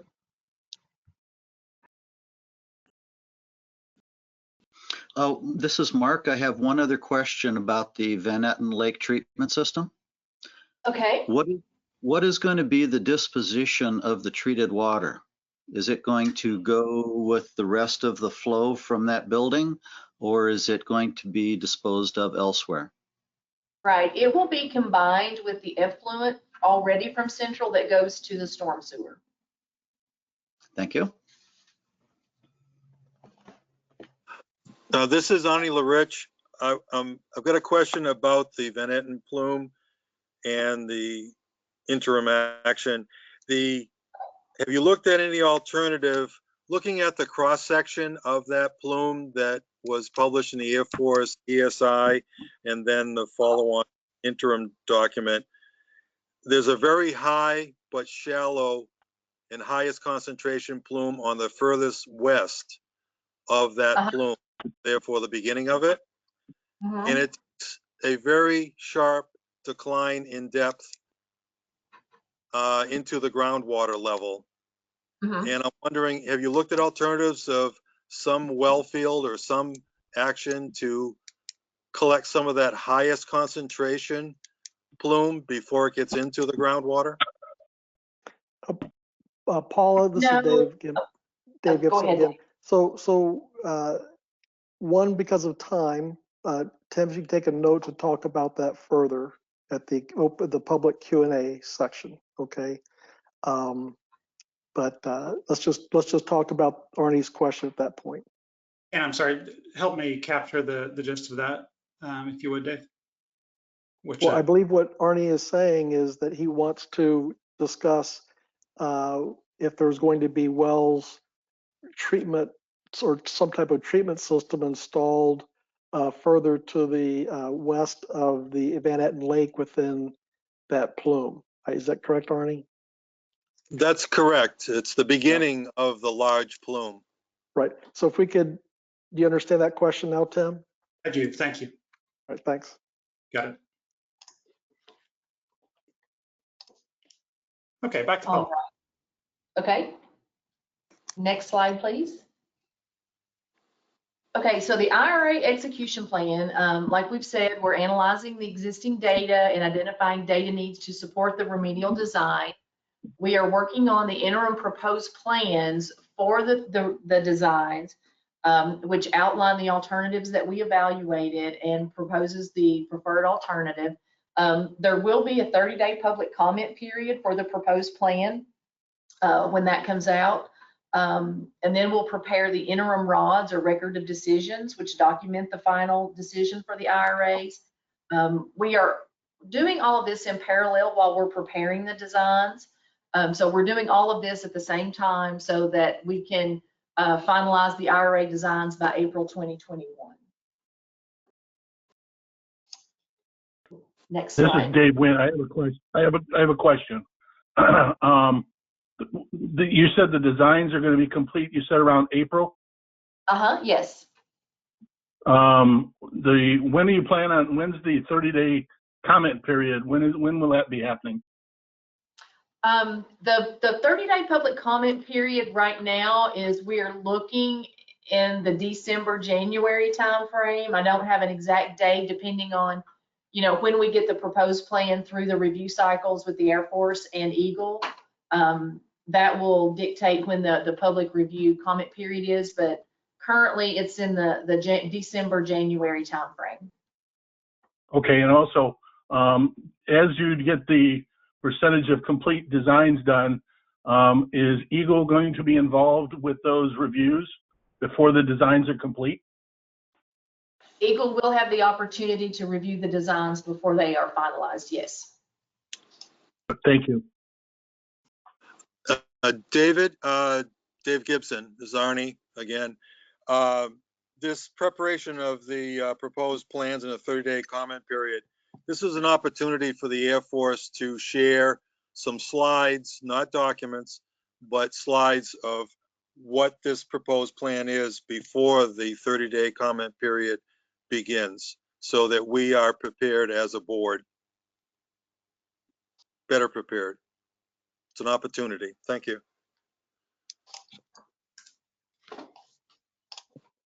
Great. Okay, over to you, Paul. All right, next slide, please. So this is a slide that has the Plume configurations as we understand it at this point. So you can see the first figure on the left is the conceptual layout for the Van Netten Lake IRA, and on the right is the Clark's Marsh. I want to point out that the plume maps that are underlining these conceptual extraction well systems is the PFAS plume, and the reason that we put the PFAS plume on here is because those concentrations are higher than the PFOA concentrations. And previously you've seen figures where PFAS and PFOA were added together and combined. We have separated those out because of the MCLs that Michigan has developed of 8 and 16, and so they're no longer combined that way. But this is just a visual presentation, if you will, just for this, to give you an idea of where they are going at Van Netten Lake and Clark's Marsh.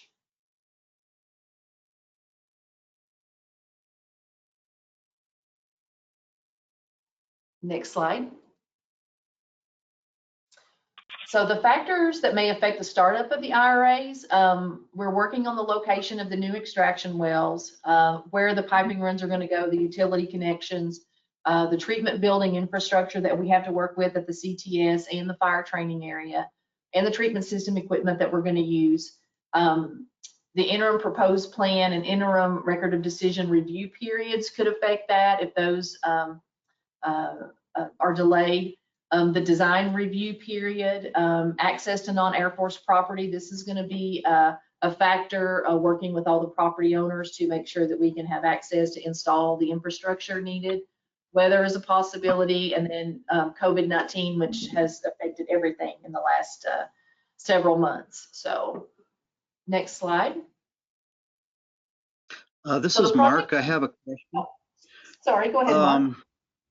Sorry I didn't get to it earlier. Could you please turn back to slide 21? Sure. Thank you. In the fire training area, there's relatively high concentrations, and if the scales are the same here, and it looks like they are, you know, we're kind of talking about the same types of concentrations here.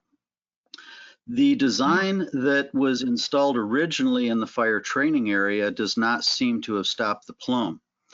And so your interim remedial action is adding 2 additional wells to that configuration. In the the design that you have for the Van Netten Lake conceptual layout there, the main part of the plume has just one well in it.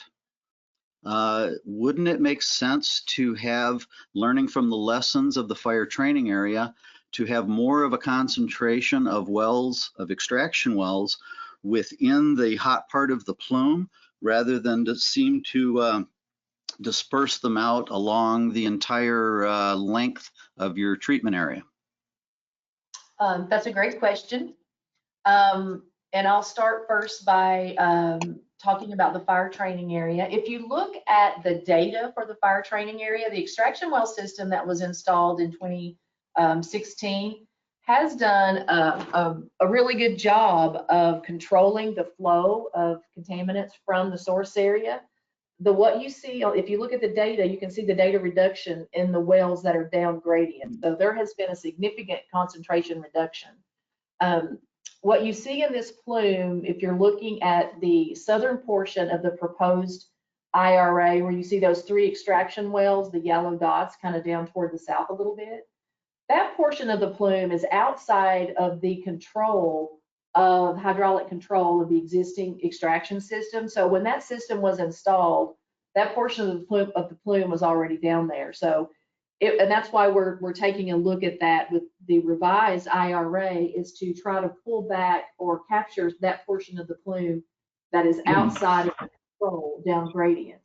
And then the additional wells, the yellow ones that are along the line, are to increase extraction along the extraction line there.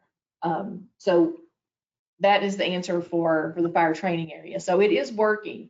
So when you look at the extraction wells that are proposed for the Van Netten Lake, the distance and the spacing of those wells were developed based on groundwater modeling using data from the fire training area, using extraction well data that has been collected from the Iras Street and the Benzene and the Mission Street treatment systems as well. So the radius of influence of those wells, based on the pumping rates that we're estimating for that treatment system, should capture that entire portion of that plume before it goes into the lake.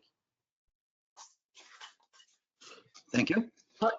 Paula, this is Kathy Woosterbarth again. Mark, I'm glad you wanted to go back to this slide, but because I did have a question. From what I understand, there's a state standard for PFOA, and so I'm wondering why are we only showing PFOS on this slide, on these, on these models? Right. Yeah, Kathy, as I mentioned before, we put PFOS on this slide just for demonstration purposes because the concentrations of PFOS are higher than PFOA. So it gives you a better idea of the hot spot, or, the higher concentrations that are moving, that are in the center of this plume. The PFOA concentrations that are higher are in a similar area of this plume. So, but it was just for demonstration of this particular figure. But we do have plumes with PFOA on them as well. So obviously the extraction system will capture all of the water, PFOS and PFOA included. But future figures, we can show both. Thank you. This is Mark again. Before we leave this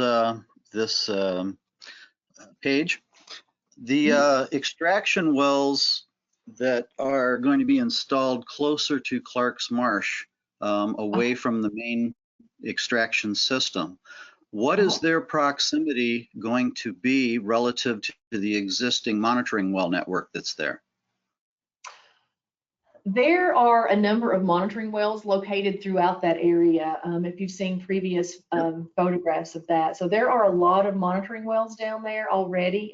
There are even some monitoring wells closer to, if you see the green line on the figure, there are some monitoring wells existing that are right, that's the old former base boundary. There are extraction or monitoring wells even down there. So there are a lot of monitoring wells down there to monitor the effectiveness of that extraction. And if we need to install more, we will. Thank you.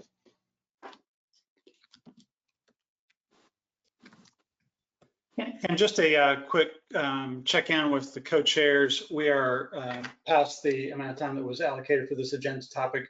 One thing we could do is forego that 10-minute break and wrap this topic up. Is that preferable? Yes, I agree with that. Mark, that work for you? I'm not held to an 8 o'clock limit necessarily. I like having open discussion. Well, let's proceed with the discussion. So Paula, we'll turn back to you. All right, next slide, please. I think 2 slides. Yeah, so the project timeline. So this is just a general idea of kind of where we're going or where we hope to go. The RI work plan will be completed in March 2021 with the start of field work in April. The target completion of the RI report is June 2022. For the IRAs, we began the design work in September of this year, and we hope to start the installation work in April of 2021 and complete the IRAs by the end of the year. Next slide. Excuse me, Paula, this is Jeff Moss. I have a question for Beth and Mike Neller. I'm curious what their opinion is of your proposed plan of the 2 projects and the timeline that you have on it. Would it be okay if they give us their opinion? Sure. Do you have a problem with that? No, go right ahead. Sure. This is Beth, and I guess, Mike, do you want me to go first? Yeah, go ahead, Beth. Okay. And so overall, we think that these are really good plans. The overall objective to reduce the highest concentrations, I think, is a very good objective. Reducing PFAS going into Van Netten Lake has been something that the community has asked for a long time. There are some details on the plans that we're still kind of discussing, or we expect to see when we actually review the designs. Some of those things still need to be ironed out, but I think overall that these are good plans. Yeah, Jeff, let me just add, if you remember, Eagle had sent a letter to the Air Force earlier in the year requesting that they look at the possibility of doing 4 interim remedial actions, and these were 2 of the 4 that we were proposing. And so, yeah, we think this is a good step, and we're happy to see that it's moving forward fairly quickly as far as this sort of work goes. So as far as all the details and some of that, we don't have all that yet, but overall, yes, this looks promising. Okay, I mean, for me, there was an allocation of funds. I know a lot of it is being put into the RI, and all of these steps seem really important and complete. From what you're speaking about, the $3.5 million to do the actual work, if we could expand, or if it needs to be expanded to encompass more coverage in the marsh or more coverage in the lake, it just seems as though we're looking to do this work in the near future. That just seems the logical thing to do, instead of studying it further to be able to complete it now would be a great accomplishment for the communities. Yeah, absolutely. That's why I made that comment at the beginning, that I think that this is good news here, but I don't want to just assume that we're not looking for other opportunities in the near term here to make some headway on the cleanup efforts.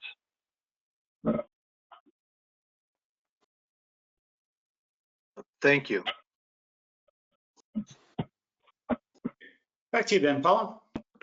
All right, I think this was my last slide, so hopefully that gets us back on time. So before moving off this, just any other questions the RAB members may have at the moment? This is Arnie. To follow up on that last discussion, and looking at the timeline of the designs, April 21 for the interim action, typically the last 3 years at least, Department of Defense received their budget, and BRAC has received, I think, in February.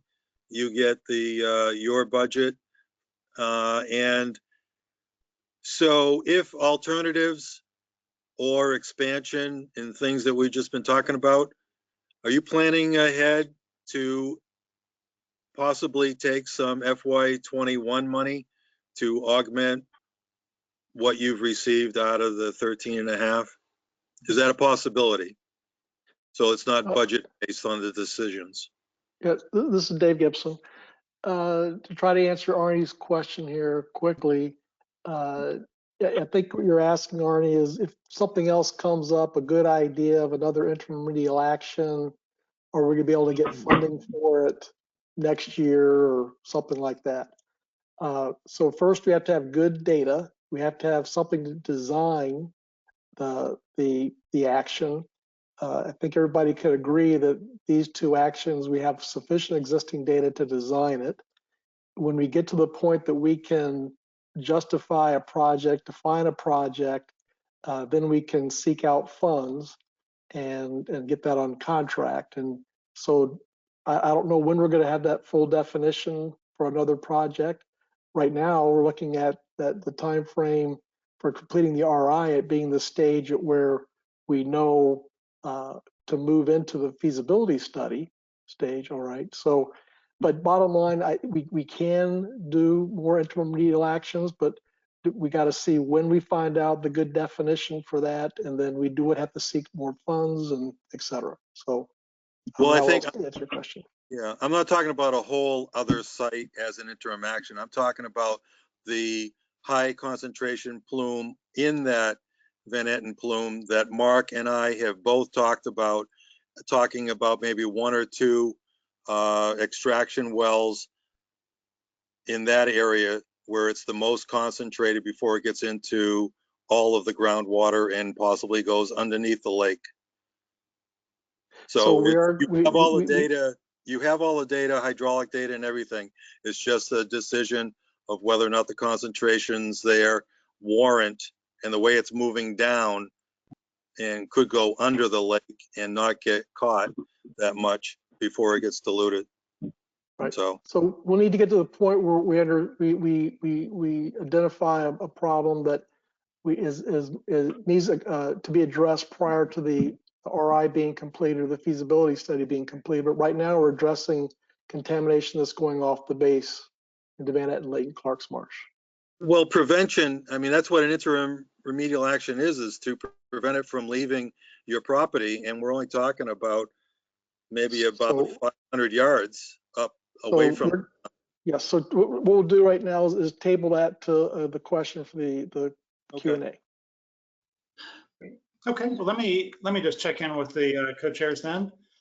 Shall we go ahead and move into a quick bit of RAB business and then to that discussion topic that, or would you like to proceed in a different fashion? I'd like to proceed on with the agenda. Bill Gaines here. We need 5 minutes. It's been an hour and a half, and some of us aren't as young as Dave is. All right, the ever popular request for a 5-minute break. So let me just check in with the co-chairs. Does that sound like a good plan to y'all to take a 5-minute break?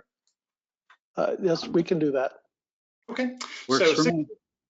Great. Thank you very much, Mark. I appreciate that. 6:33 now. Let's come back at it's almost 6:34. Let's come back at 6:40. How about that? So on break until 6:40. Thank you.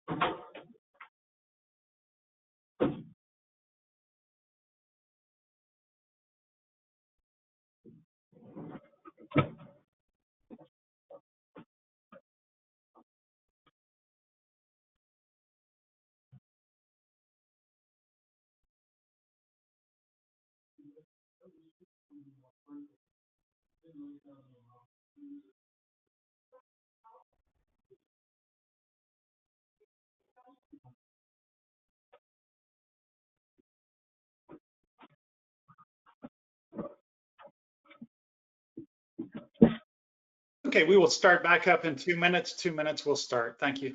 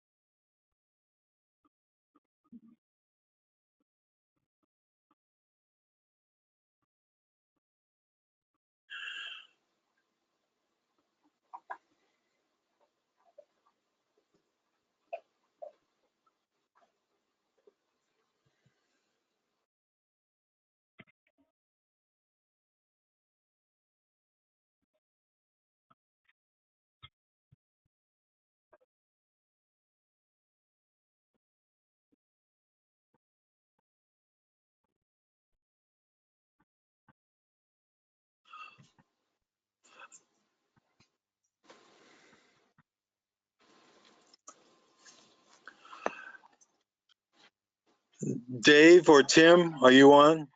Yes. I don't know, I did not hear at the beginning. Are there other Air Force or contractors or anyone that has joined since the beginning? Let me pull everyone back from the break real quick, Arnie, and then I'll turn to you for that question. We will start back up now. And I think, Arnie, could you just restate your question? Okay. Are there any, other than Dave and Paula, are there any other Air Force managers or contractors on the call, and will those names be incorporated into the minutes? Dave, would you like to respond to that question? Yes, the names of attendees will be in the minutes. Yes. Is Dan on the call? I do not know. I think you're referring to Dan Medina. Is that right? Arnie? Is there, why are you asking the question, Arnie? Well, I'm asking the question because I mentioned earlier my statement was referring to budgets and funding, and it's really technical requests from the team that are the most critical that bubble up to the budget decision level. So that's what his position is, as I understand it. So the best thing to do, Arnie, is, and I'll ask Tim to help with this, is for your question to be clear when it talks about asking for FY21 money next year, et cetera, what your real intent is. And then we'll take that question. And if it turns out that the question is answerable shortly, briefly in the RAB, we'll be happy to do it. But at this point, your question is still a little bit vague to me of what your intent is on that. So what I'd like to do is it's in the queue of questions. And when it gets to that point, because we had questions earlier, we'll go down the list and we can circle back, and Tim can help me properly understand what your real question is. Okay? Great. Okay. Go from there. Thanks. Well, good. Well, thank you. And Gina, if you could advance us to the next slide. The next topic is going to be RAB business, and actually the next slide as well there. The first bullet you see on this next slide here is appointment of primary community RAB members. So as mentioned before, David Nguyen joins us as a primary community RAB member after Catherine Larive's departure. So welcome again, Dave. The action item review. So prior to the meeting, I disseminated the current, or the then current at least, list of action items. And I recommend that the co-chairs coordinate after this RAB meeting, maybe to address those open action items. There are quite a number of open action items. One thing that I may do, I've been keeping notes here of potential action items. So Mark and Dave, I could share those with you as well for consideration. Does that approach work for you, Mark and Dave? That works for me. Fine with me. Okay, great. Well, I will pass those potential action items that I've heard so far. One was voiced by Michael Munson about the future well drilling on OWA property. And then there was a question from Arnie, or a requested action rather, from Arnie regarding the CSMs. So I'll pass those on. Let's see. Mark, let me just ask you if you have any other RAB business you'd like to address at the moment. Nothing really comes to mind. I'd kind of like, you know, kind of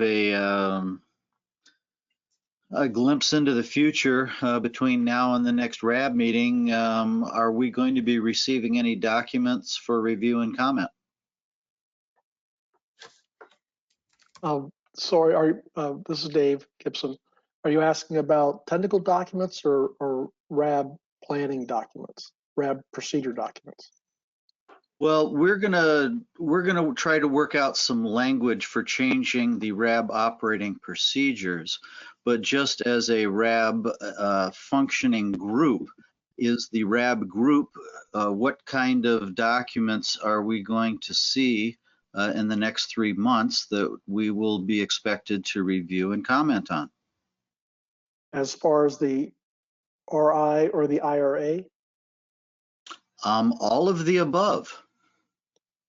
Okay, in so the circle you're getting into the public comment scope now. I take this portion to be, or any business portion of the RAB, from the community RAB, things like we're talking about making adjustments to the plan, and I think there was going to be some discussion of the board, provide some recommendations. So that's how I view this portion of the RAB, is that kind of input. If you have if you're having an action, you want to hear about what documents are coming out for the RI or the IRA, we can just have that in the public comment portion. So I'm sure everybody's got questions they'd like to ask at any point during this RAB about the technical portion. Okay, but one of the main functions of the RAB is to review documents. I was just trying to get an idea of the documents that we will have the opportunity to review between now and the next RAB meeting. Okay, simple question. Let's go back to slide. I'll try to give a simple answer here. Go back to slide 23.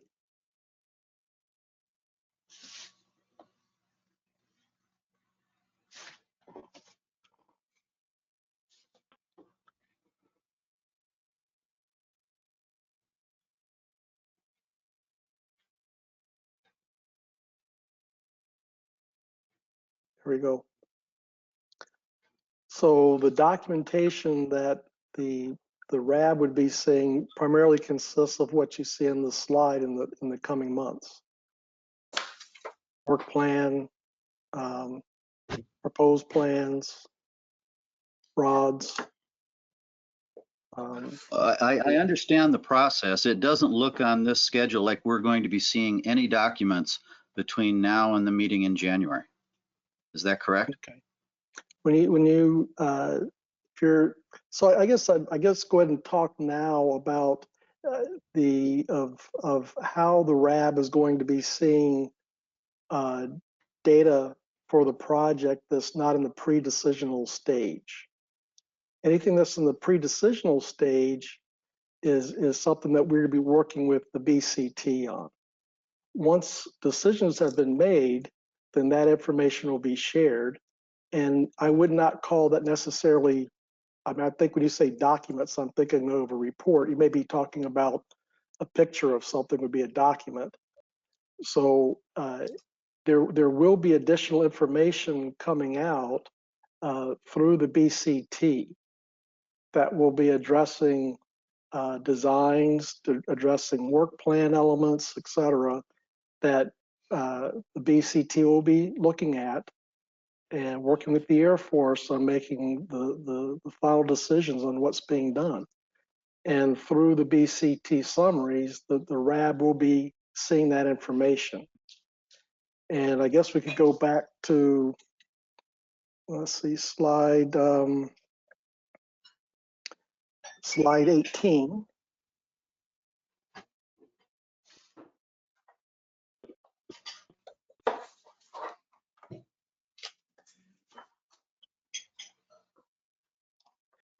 You'll be seeing information dealing with the IRAs, DQOs, risk assessment data.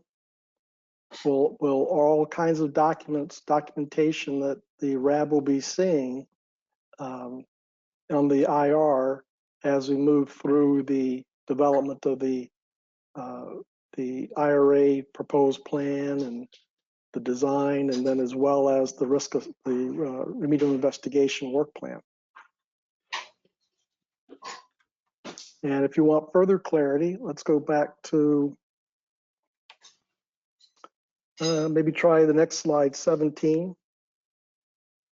So this slide breaks out, elements of a remedial investigation work plan. So we're looking at conceptual site modeling, where samples would be collected, the data quality objectives, the QAP, sampling locations, the depths of wells. That's the kind of information that would be coming forward as for the work plan. Let's see, let's look at anything for the IRAs. Well, the IRAs is basically come down to the, you've seen the location of the wells. They're not down to the GPS point, but you'll be seeing GPS kind of information of where the wells are going and the size of the extraction wells and, et cetera. So there'll be design information for the IRAs as well as field work information and sampling information for the remedial investigation.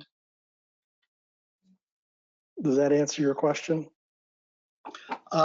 Yes, I guess between now and the next meeting, we're going to see 2 meeting summaries. And then after the next meeting, things will be coming in after that. Okay. Gina, if you could move us back to slide 27. We're now in the public comment period. And so this is the portion of the agenda in which we ask members of the public, not just the RAB members, to share comments, questions, and concerns, things that are on their mind. Moving to slide 28 now, just some guidelines. Again, as mentioned, if you would like to make a comment, then we will ask that you electronically raise your hand, that function. I do hear some background noise, so those of you who are not on mute, please go ahead and place yourselves on mute. So again, the process is to raise your hand electronically. You can also do that in person if you'd like. And then wait until I call you, and you'll have 3 minutes to begin your comments. And then, as was mentioned before, if the RAB members hear action that is required as a result of that comment, please let me know, and I can put that in the potential action item list that I'll share with the co-chairs. Okay, so let's go ahead and see who would like to make a comment. Who do we have who's raised hands? Well, Tim, this is Dave Gibson. Did we have a list of questions that we already developed as we went through the presentation? I do have a list of questions that I've been tracking, so we can is your suggestion that we start with those questions and then Yes. go? Well, that was my intent, is when we got into several of those questions, I said, let's push those back to the public comments. I'd like to go ahead and start with those. We may. Understood. Great. Well, so I have captured 6 that I have not heard responses to. We'll start with the first one.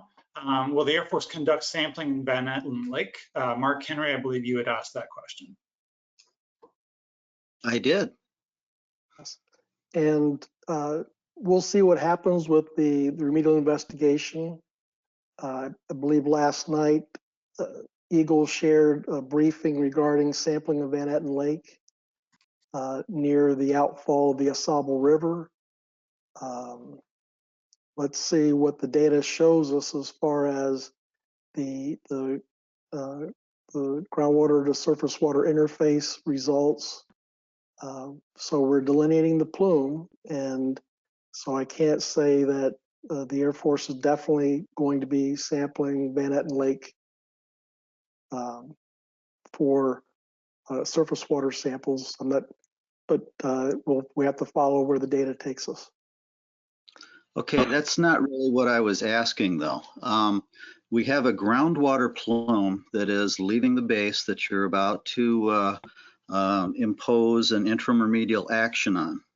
And that groundwater is migrating into the lake and is venting under the lake. And as I brought out in my ESI comments, it's very likely that a sump-like condition exists, and the USGS drawings confirm that the aquifer actually goes underneath the lake, and that there is a very real potential for the contamination that exists on the east side of the lake to belong to the Air Force. And so my question was, we already know that the contamination goes up to the lake. Are you going to follow that contamination out into and perhaps across the lake to delineate it? And so the answer at this point is we're updating the conceptual site model. I'm not going to get into the technicalities of whether or not anyone believes that groundwater is migrating underneath the lake to the other side of Van Netten Lake, the east side.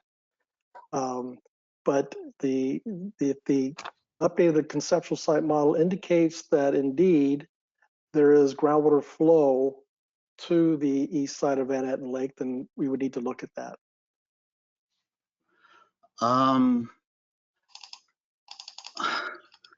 Okay, I thought this was sort of a dynamic investigation where you were going to follow the contamination.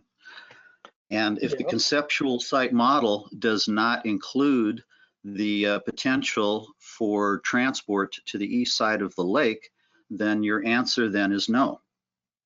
Well, the data that we have, if it indicates that there is indeed a boundary at Van Netten Lake, just like there is at Asable River, then we would not proceed investigating beyond that boundary. But and you won't know that. Sorry. But you won't know that until you actually investigate. Let's see. So, Paul, do you want to? I mean, I think we had looking at what the hydrology is, the hydraulics in that area. Yep. We can determine whether or not groundwater is migrating underneath Van Netten Lake without taking samples at the bottom of the lake or taking samples on the east side of the lake for hydraulics. So the sampling would not be done to evaluate PFAS contamination on the east side, but to confirm that there is no hydraulic movement of water from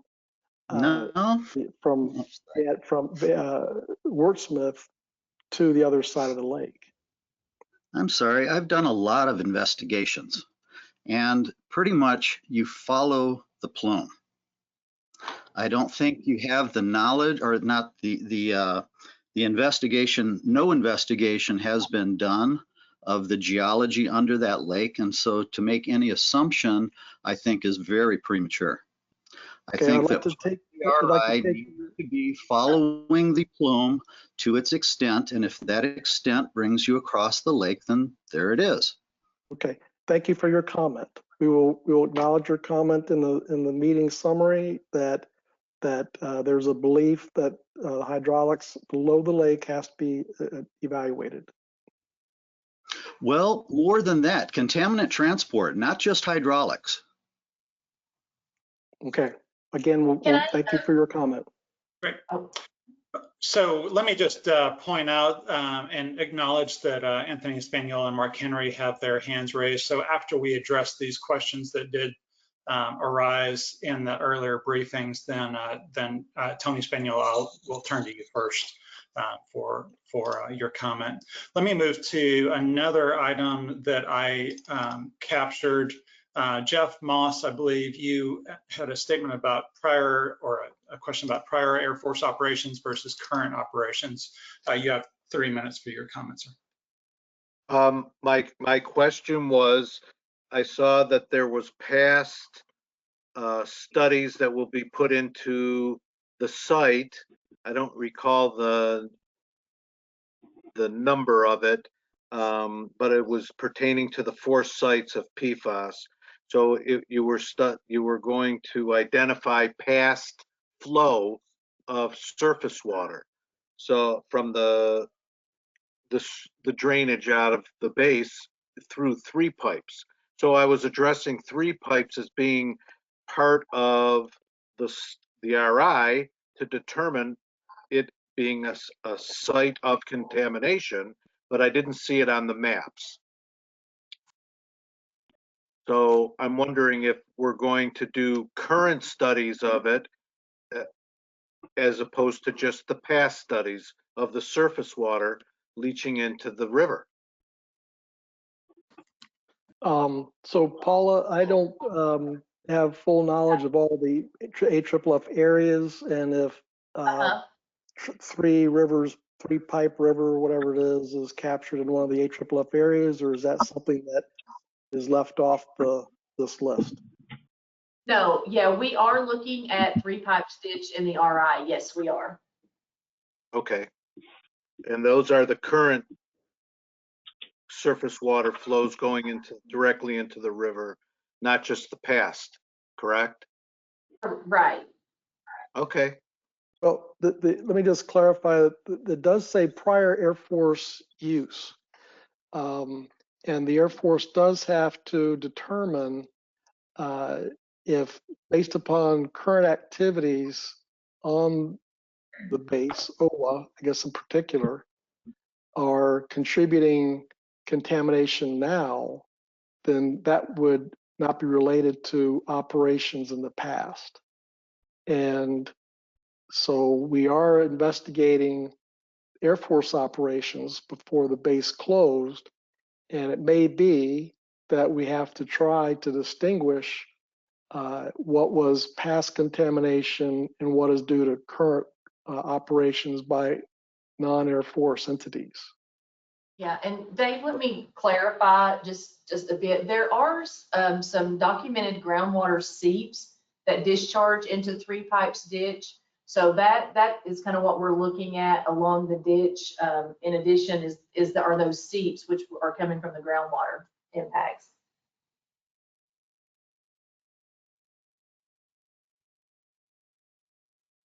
Great. So Paula, what you're saying is that it is part of the study, the investigation, and it just wasn't delineated on your map. Is that kind of what you're saying? Right, yeah, on the figure, that was just the Plume map. The figure that we showed previously, it doesn't have all of the investigation areas specifically we're looking at.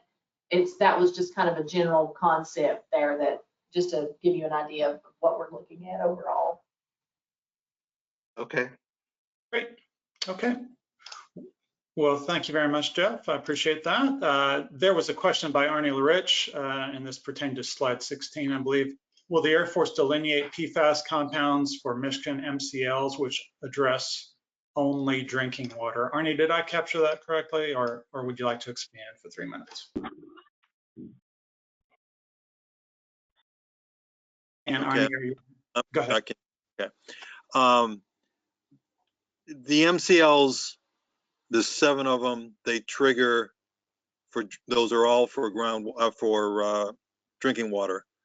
2 of them trigger groundwater criteria for cleanup. That's PFOA or PFOS automatically. The other 5, or some number of them, groundwater criteria needs to be promulgated by Eagle before they become state ARARs or state rules, standards. If and when those are done, is the Air Force moving to understand what they are, could be, and any of the, to be prepared in their designing which ones they could meet depending on the level that they're set at? That's too long, but okay. Dave, do you understand what I'm saying about that? The MCLs are a drinking water term. The groundwater standards that come, criteria that come from those MCLs is a groundwater remediation criteria. Okay, let me, the thinking is that a promulgated cleanup level of groundwater that's not a drinking water supply would not be lower than its drinking water MCL. And therefore, if we are delineating to the drinking water MCL, then we will be in a good position to know when the actual cleanup criteria are promulgated and then ultimately reviewed by DOD, we should be in a good position to meet those future cleanup criteria because we're delineating to the MCL, drinking water MCL. I don't know how else to answer your question, but we want to do the RI one time, know the extent one time, and the time frame in the future when we're looking at the feasibility study, risk assessment, et cetera, that we'll have all the data needed to meet any future cleanup criteria that may be agreed to. That's the best way I can answer that, Arnie. I'm sorry. That last part is perfect because you're going to be using good engineering practice during your whole design to meet those if and when they do become effective to the best of your ability. It's great. Okay. Well, good. Well, thank you. Next one I had, Mark Henry, I believe you had raised this, slide 19. How much mass, which may impact the groundwater plume affecting Van Netten Lake, will be removed? You have 3 minutes to clarify that and make me sound like I knew what I was talking about when I wrote that down. Mark, go ahead. Well, there's a plume that's moving out to the lake, and it contains a certain amount of mass. And so there's a certain mass loading that's going to the lake every day. The system, the interim remedial action, has been designed to capture X amount of gallons. And from what I understand, it's about 30 to 40 gallons per well, and there's 10 or 11 wells. So, you know, we're somewhere around 300 to 500 gallons per minute is what the flow design seems to be. What portion of the mass is going to be captured by that, by pumping that amount of water, given the Air Force's current understanding of what the mass loading is going into the lake?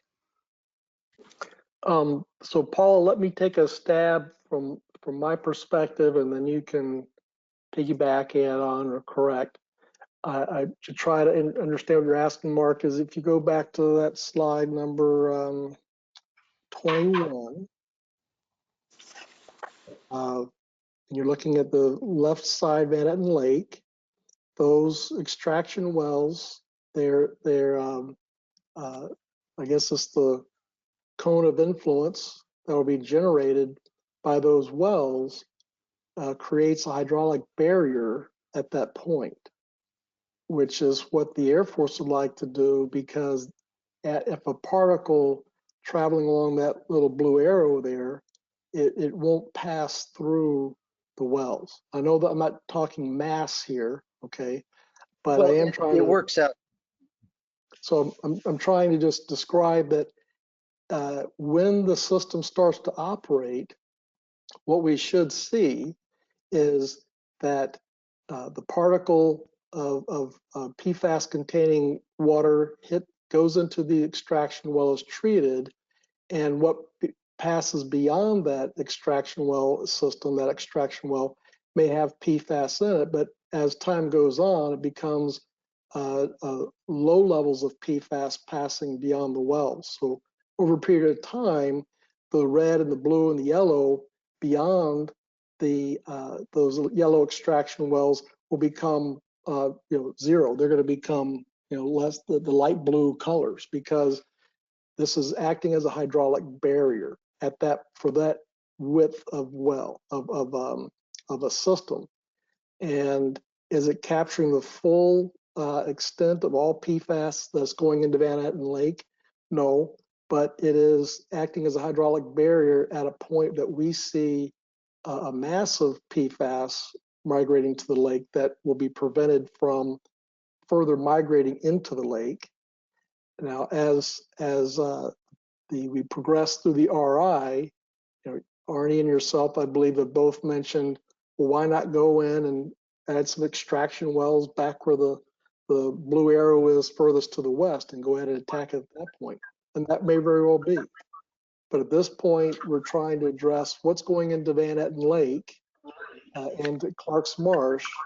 And so for those two areas, we believe this is the best way to prevent that migration. So it is an interim action, and it's hydraulic barrier to affect migration of high concentrations of PFAS compound to Van Etten Lake. Great. Well, thank you for your explanation. I'm wondering, what is going to be the measure of the effectiveness of that? Will you have monitoring wells on the lake side of your treatment system that will show the radius of influence of those wells, drawing the water levels down in your monitoring wells to approximately the level of the lake, so that it is a visual confirmation that the contamination is not reaching the lake?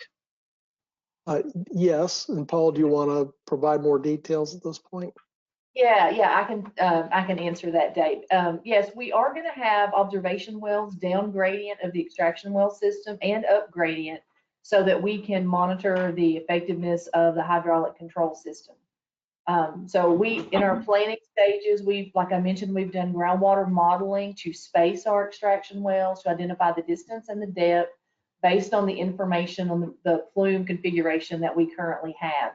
But, as you guys know, the rubber meets the road when we turn the system on and we actually start monitoring. And that's why we have some flexibility in our pumping rates. If we need to adjust one well up or down, or any of the wells up or down, we have that ability to increase. And we also know, as the lake levels change seasonally, we'll have that ability to change our pumping well flow rates to accommodate for that, to make sure that we're getting the optimum capture across the whole extraction well system. So hopefully that answers your question. It does. Thank you. You're welcome. Great. Well, thank you. And I see we've had a number of other folks raise their hands to provide public comments. Want to make sure that we have keep the opportunity available for them to do that. I have two other questions that I did not hear get addressed. Arnie, this one I think was one that you raised. Will the Air Force install a treatment system further west of Van Etten Lake within the plume? You have 3 minutes, sir. Actually, that is the one that David mentioned when he referenced the left arrow on that Van Etten Lake preliminary IRA. Mark and I both talked about that one. Is an addition. It's a tweak, not an additional interim remedial action. So if that could maybe combine Mark and mine, and tag in David's answer that he gave a few minutes ago. Okay, great. I will. I'll try to annotate that. And another comment or another topic that was raised. This pertained to slide 23. And Arnie, this was one that you may have raised as well. If alternatives or expansion seems viable, will the Air Force plan to take FY21, fiscal year 21 money to augment what you have received? Dave, I heard you say that the Air Force would consider seeking new funds, but it has to be based on good data. Right now, the Air Force is focused on contamination that could leave the base to Van Netten Lake or Clark's Marsh. Arnie, would you like to clarify that at all, if needed? Only that I'm only talking about expansion of the current interim remedial actions that are being investigated, those two. If there's additional couple of wells, like we just talked about on that earlier question that Mark and I, that there won't be a budget reason for not accepting that. If you've got the data, which I think you do, it's just an alternative design adding in. So, but money always trumps everything. So budget is not going to be a concern. Again? Budget's not going to be a concern, but we do have to be able to confidently identify what the solution is in order to quantify the budgetary needs. But it's not going to, we're not going to talk about lack of funds here, but we do have to do things smartly. And I know that I don't want to go around with all these little interim solutions everywhere on the base because it's a little hot spot and hey, let's do a little hot spot there. We do have to follow a circular process. We do have to complete a remedial investigation that provides the quantitative data that provides us the long-term, life cycle cost remedies based upon risk analyses for the base. Okay, so I want to encourage on the one hand that yes, we can do additional interim remedial actions. I want to discourage on the other hand is saying, hey, let's just go out and do a bunch of interim remedial actions. We got to complete the RI. There's going to be a complete plan, a final remedy that's developed, and that's the best I can try to answer you, Arnie. Well, Dave, I will say again, I'm not talking about only a new interim remedial action. I'm talking about a tweak of a well or two to capture the highest concentration in that plume before it gets into the groundwater. And so it's a tweak of the current design that you're working on and concept.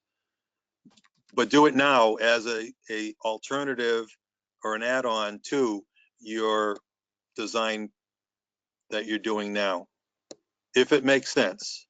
Yeah, I guess I won't say that we've shut the door on that. We'll go ahead and take the comment of what about putting other wells in for this new IRA.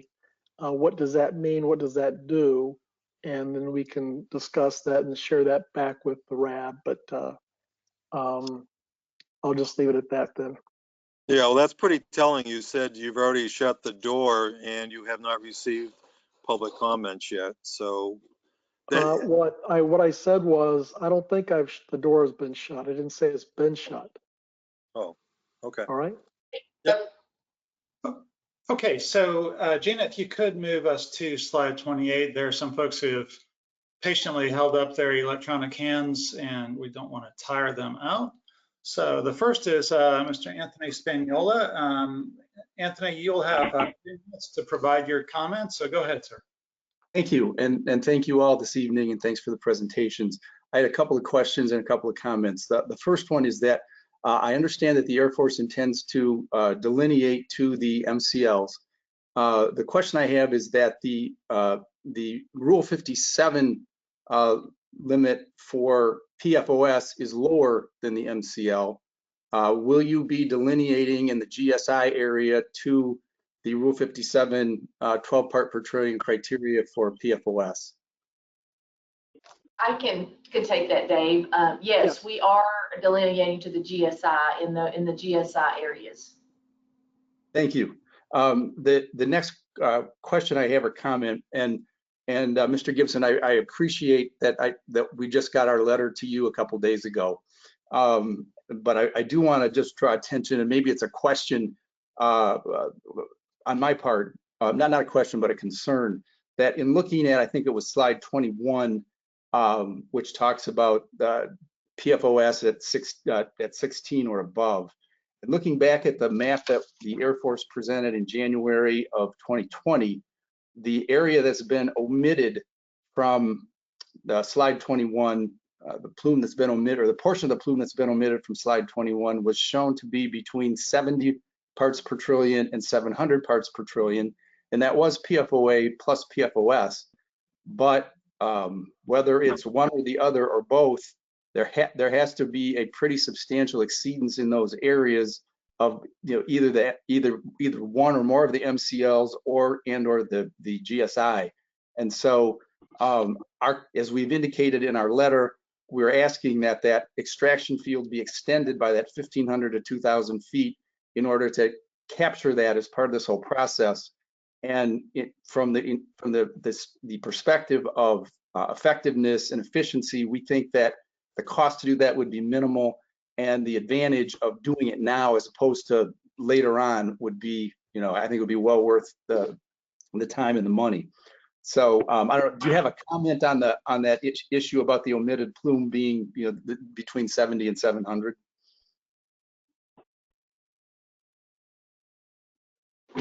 I can answer that, Dave.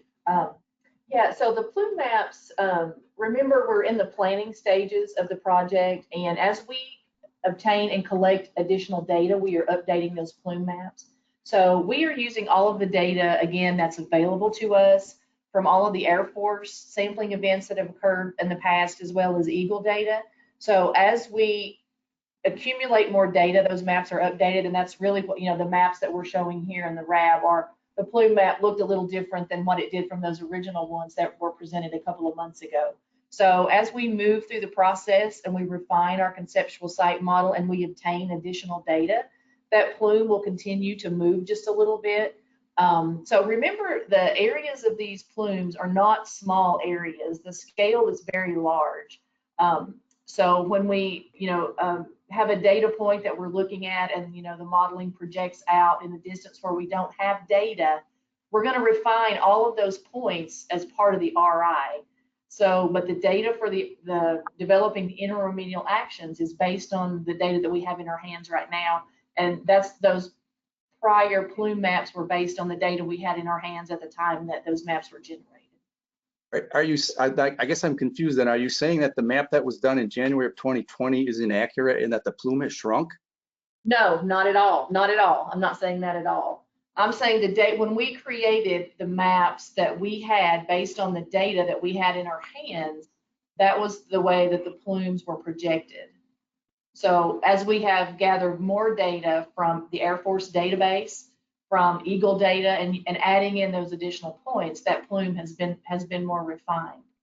So if you compare it to the plume maps that we're showing today, it looks more similar, I think, to what you saw in the 2020 report. Well,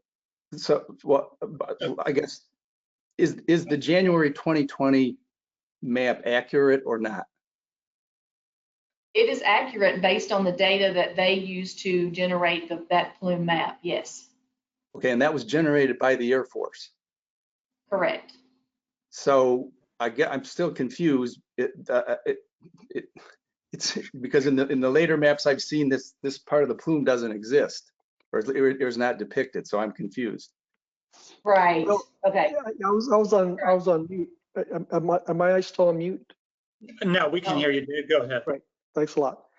All right. So what you're pointing out is that you want the extraction system that's being installed for Manhattan Lake to be larger because there's other plumes on the base. Is that the bottom line?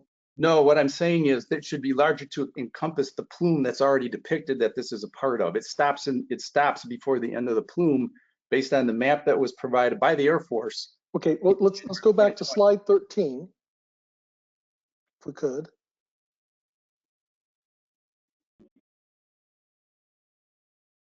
Okay, so this is a plume mat of PFAS, and as Paula pointed out, this map is representative PFAS that encompasses, and correct me if I'm wrong, Paula, but this is the plume for PFOS, PFOA, PFBX, et cetera, that is based upon the existing data today. So I'm not sure. Yeah, this is the map for PFOS. So if you look at this plume configuration, this map includes data from monitoring wells. This map includes data from vertical aquifer sampling points that have been done out there in the past, and additional data points that we have that may not have been available in January 20. Okay, and then Paula confirmed that if you put on the PFOA plume map, that it would not be larger than this map, or is it actually the PFOA map is larger than the plume shown here? Yeah, the PFOA map does cover a larger extent, but the concentrations, the extent are lower. And that was why we used PFOS just for this map background, because the PFOS concentrations are higher and you can more clearly see the hotspot area that is going into Lake Van Etten. So that was the reason for that background. to try to answer the question then is that we're hitting that, if you're on page 13 there, slide 13, that area that's going into Van Etten Lake, we're trying to attack that, and we're trying to attack what is going into Clark's Marsh. So is there a plume going into Van Etten Lake that's to the north of that area that's called CG 410? Yes. Is there a plume to the south of FTO, or we'll see further to the west in FTO2 that's going into eventually Clark's Marsh? Yes. But these are the interim remedial actions going to affect the highest concentrations closest to the areas of concern. So again, unless I'm missing something, and the explanation you've just given makes no sense based on.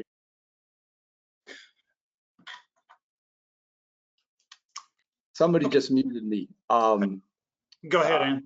Yeah, in the middle of my question. What I don't understand, again, you have data from January of 2020 that clearly shows in this area, and it's depicted very differently than in this map. And I find it incredibly difficult to believe that all of a sudden you've collected more data and you found a smaller plume. That makes no sense to me at all. No, well, then what you're saying here is wrong. This is not an accurate depiction of what's going on there. This is an accurate depiction based on the current data that we have. And if you'll notice, the lines of the plume boundaries are dashed, which indicates that there are data gaps that we have to fill in, that we don't have enough data in between there. So these plumes are based on the data that we have, all of the data that is available. So, Anthony, let me just jump in here real quick. Tim Solomphus, I think, Anthony, you mentioned you had provided a letter, and Dave, I believe you mentioned the Air Force would be considering a response to that letter. Is that correct? Yes. So this will be an answer provided. Might include the timing and everything. It might be in the minutes. It might be in the letter back. But I'm hearing loud and clear that there's a concern that there are plume maps shown in January 2020 that differ from these plume maps, and therefore that then creates confusion or concerns about, is the Air Force addressing the proper location for this interim action? That's correct. Okay, all right, good. Then we'll answer that question. Thank you. Okay, thank you, Mr. Spagnola. I appreciate that. The next on the list with raised hand electronically is Mark Henry. Mr. Henry, you have 3 minutes. Go ahead, sir. Thank you. I had 2 questions, actually.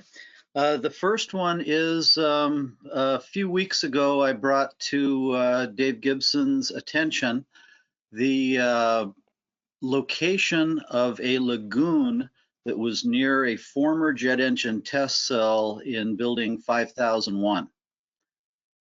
Is the RI going to include a investigation of this lagoon more thoroughly than has been done in the past? Is it going to be investigated as a source area? Mark, I believe my email, go ahead.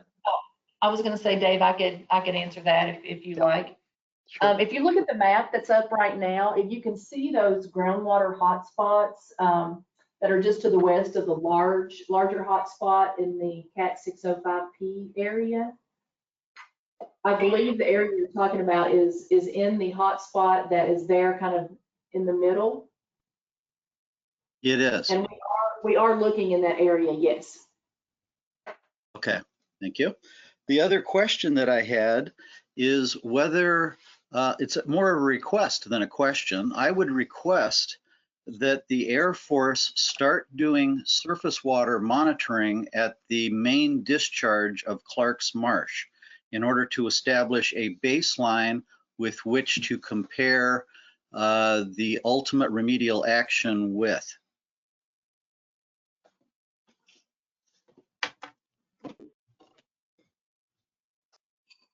Go ahead, Paula. Okay, we can look at that.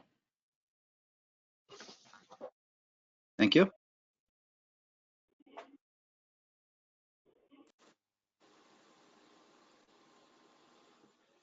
Okay, thank you, Mark. I appreciate that. Let's see, the next on the list, just want to confirm, and Anthony Spagnola, I see that your hand is up. If you have no further questions, you might drop your hand there if you don't mind. Next on the list, as I go down the list of attendees, is Mark Weaker. So Mark, you have 3 minutes to go. Go ahead, sir.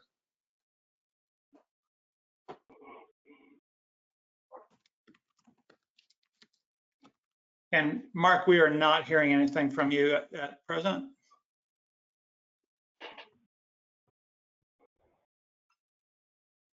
Okay, do we have Mark Weaker on? Okay, as we are working on that, we will hold off on Mark Weaker's question and go to Mr. Rex Vaughn. So Rex, you've got 3 minutes. Go ahead, sir. Thank you. Concerning contamination of the east side of Van Netten Lake, and I've also posted this question in the chat. Has there been any hexane sulfonate compounds found on the east side of Van Netten Lake from Eagle or from Air Force or from anybody else that would indicate that what's being found on the east side of the lake could potentially be sourced by the Air Force? Hexane sulfonate's a pretty strong indicator of AFFF. Is any of it being found on the east side of Van Netten Lake that would point the finger back at the Air Force?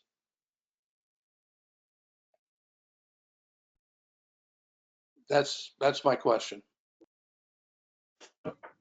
Thank you, Rex. Any initial thoughts on that question? Paula? Oh, I'm sorry. I thought that was a question for Eagle. Sure, this is Beth Place.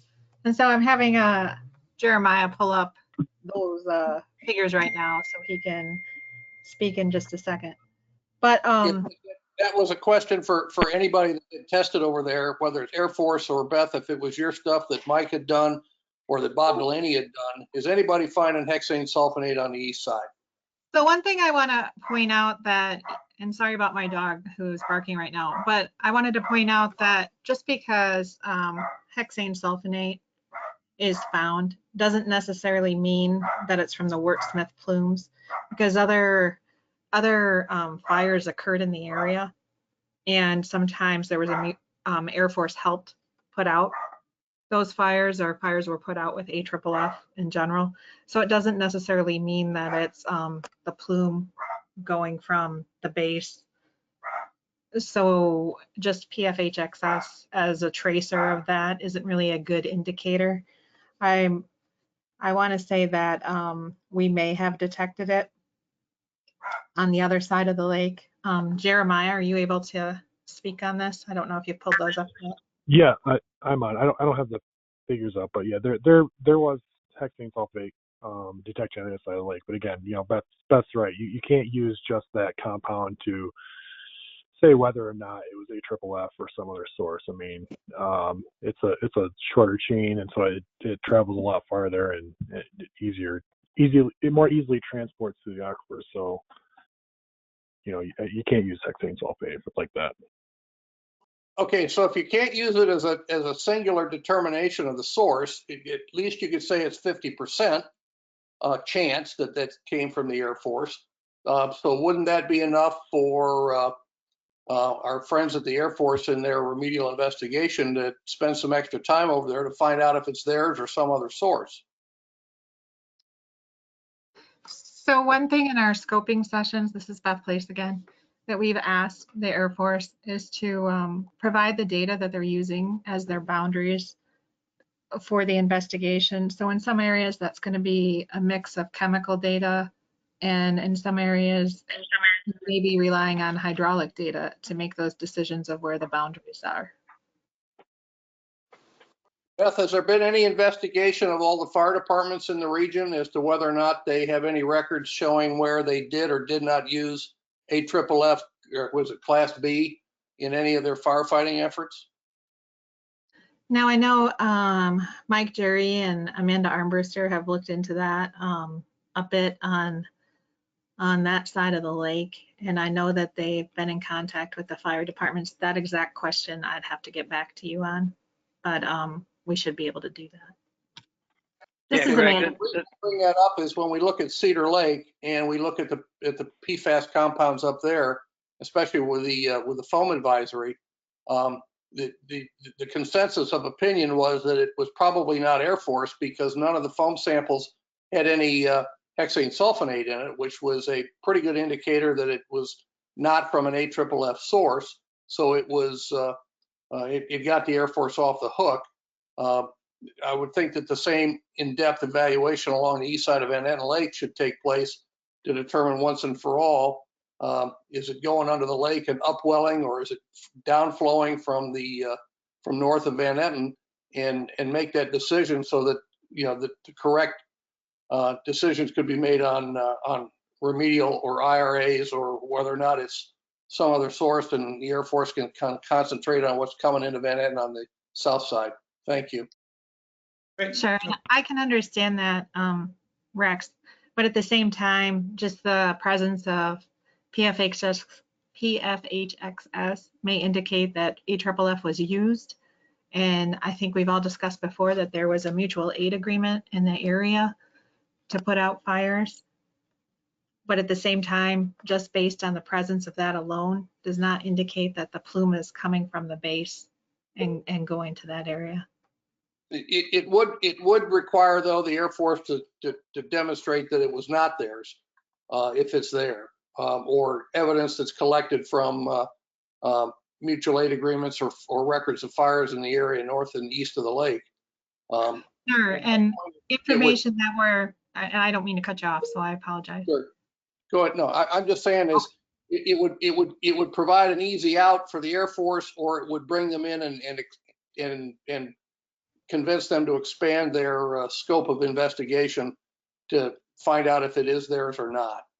Yeah, and so Eagle will be, we've asked during the scoping sessions for Air Force to define their boundaries based on chemical and hydraulic data, or hydraulic data, depending on the area that we're looking at. Great. Well, so this is Tim Sullivan. I see that we have a hand raised by Mr. William Palmer. Mr. Palmer, go ahead. You have 3 minutes, sir. Yeah, thank you. Yeah, this is Bill Palmer. I'm a Oscoda Township trustee. And some time ago, our township engineering firm sent the Air Force a proposal for the fees for use of the storm sewer system for the Mission Street plant. And I'm just wondering, at the last word I had was that your engineering firm was reviewing that. I'm just curious where we're at on that proposal. Yes, we've got the draft assessment, or it's in review, and we're getting close to a response to send back to the township. Okay, and then the second part of that question is, I live along F41 right across from the base on Van Netten Lake, so I'm very pleased to hear that we're going to have a extraction field along F41 to try and draw some of this contamination out of the ground and keep it from Van Netten Lake. With the new facility going into the Arrow Street plant, an additional, will we need to submit another proposal from our engineers, or will you simply double the rate for the fees for the storm sewer for that plant? Yeah, we'll have to, continue discussing that issue. Okay, will we be hearing from the Air Force soon on that, or? I hope so, yes. Yes, so do we. And the one only other point I wanted to make was, like I said, I'm just south of Van Netten of Ratcliffe Park, and the Air Force did install a couple of test wells on my property, and the folks have been out here a number of times taking samples, and I did receive at one point the test results, which was part of the contract that I signed. I haven't received any results in quite some time, although I'm not sure they've been out recently. I'm just wondering if those wells will continue to be monitored, and if I will continue to receive the results of those tests. Let's see. Let me try to not be specific. So if you're for wells that are on private property off base that the Air Force has been sampling for the past 5 years or so, the Air Force complied with Eagle's DESMOA request to evaluate those off-base wells. And so if you're talking about that type of well, then that ended in a February timeframe, I believe it is. If you're saying that wells were installed, groundwater monitoring wells were installed, the reason you have not, there's been no sampling and no results is because there's been no contract in place. So now that the RI contract is on board, those wells are now, we have a contractor now who will potentially be utilizing those wells as part of the RI investigation. Okay, so it will be new contractor that will be sampling those? Aerostar. Okay, very good, very good. And part of the contract was that I would receive those results after they were taken. Will that continue? Well, if you're, these are wells installed by the Air Force? Yes, I signed a contract with the Air Force just a couple of years ago. Okay, yeah, I'm not aware of those details, but if that's what we're doing, then we'll continue to do that. Okay, thank you very much. Yes. Great. Okay, well, thank you. We will continue down the list of those hands that are raised and turn to Arnie LaRich. You have 3 minutes for your comments, sir.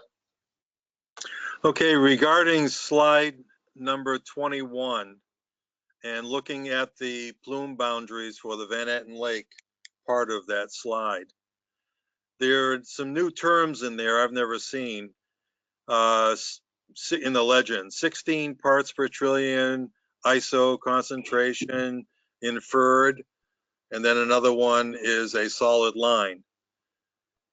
My question is, has Eagle reviewed this modeling and approved it, or are they having negotiations with that now, since this seems to be a very important decision point of where on the capture of the interim remedial action? So that's question number 1 of that. Hey, Arnie, this is Beth. So Eagle has requested that when we review the plans and designs that we get the exact data that Air Force is using to make these decisions, and so we can see what went into the plume maps and also the data from the model, so we can understand what inputs were put into the model. We've also asked for the GIS files for that as well, and we have done some as questions are coming up about the plume boundaries, we've been looking at just quick PDF overlays of things along with the data that we have or that we think was used. And so in some areas, it just really kind of looks like it's an artistic license. We haven't, it will have a better idea when we get the actual GIS files and the exact data that was used, but that's something that we've already been discussing with Air Force that we'll need to have when we evaluate the plans and designs. Okay, thank you.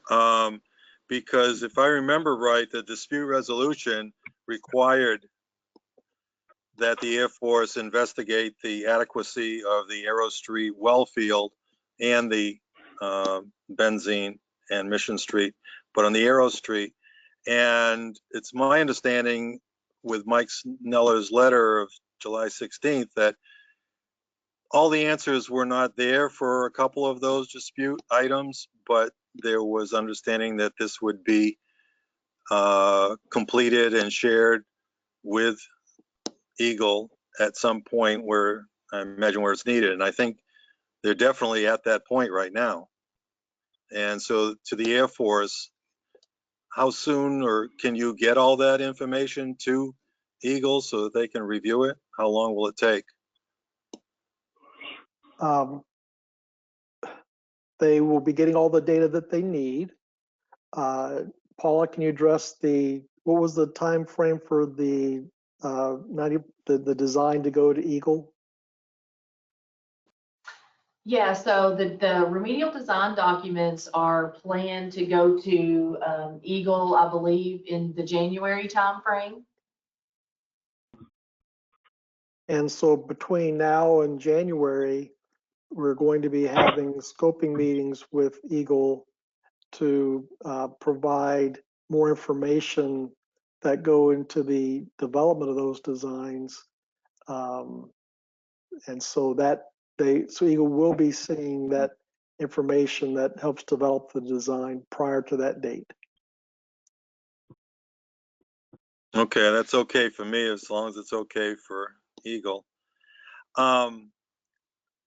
The second observation is that it seems to indicate that several of the existing or current or recent past extraction wells for Arrow Street have been shut down. Is that true? How many? And why? Hey, Paula? Yeah, Dave, I can answer that. Arnie, if you look at the slide that's showing on slide 21, if you look at the model for the Van Etten Lake, and if you kind of follow that line down to the central treatment system you see there on the map, the Arrow Street extraction wells are shown in the line that's kind of running northeast, southwest. There's a blue one, and then there's 3 yellow ones, and then a blue and a yellow on the end. So the blue wells are the wells that are currently extracting water from Arrow Street. The 4 in the middle are wells that were turned off. And those wells, remember, these treatment systems were installed originally to address the Arrow Street plume, not PFAS. So as that plume was cleaned up, those extraction wells were turned off because they were no longer needed for extraction and cleanup of that plume.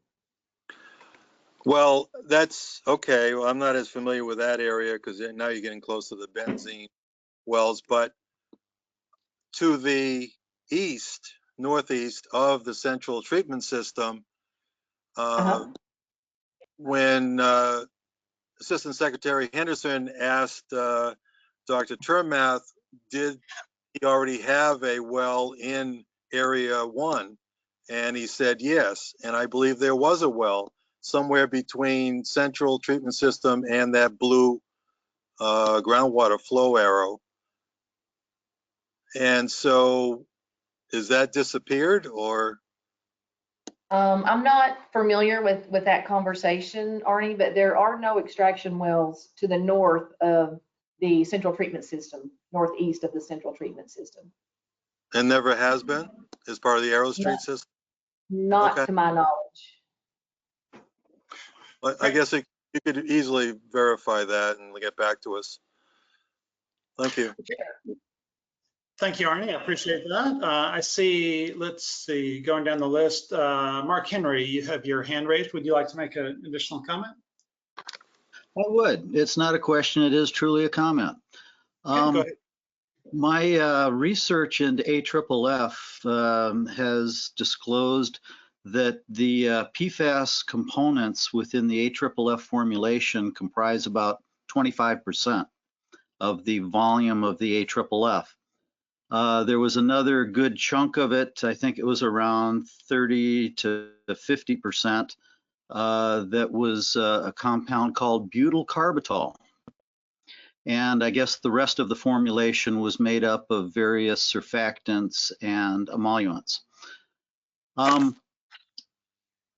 It is entirely possible to potentially track this plume not using PFAS, but using butyl carbitol as a surrogate for that. If samples are collected by the state on the east side of Van Netten Lake, it might be worthwhile to have some analysis done. I think it's by EPA method 57 for the diclycol that is butyl carbitol. And there's also another method for surfactants. If you find that stuff in the groundwater there, it could be another indication that the contamination on the east side of the lake originated at the base. Hey, Mark, this is Beth. We can evaluate what you've said. Thank you.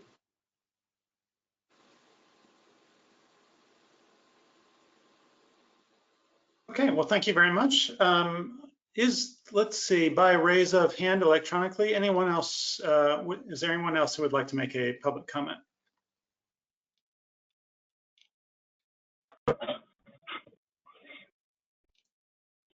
I see Greg Schultz. So Mr. Schultz, we'll turn to you for 3 minutes, sir. Go ahead.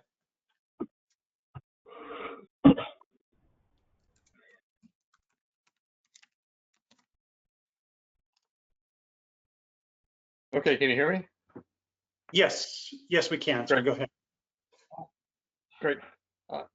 There's a known discharge of PFAS to the Asable River from PFAS contaminated water discharging from storm drains and natural water discharging into 3 pipes and Tucker Swamp directly into the Asable River. Will any consideration be made for intermediate mitigation on capturing this PFAS flow into the Asable River that's continued for decades? Referenced what they call background PFAS as 1 to 2 parts per trillion, but clearly this discharge adds to what the so-called PFAS discharge is.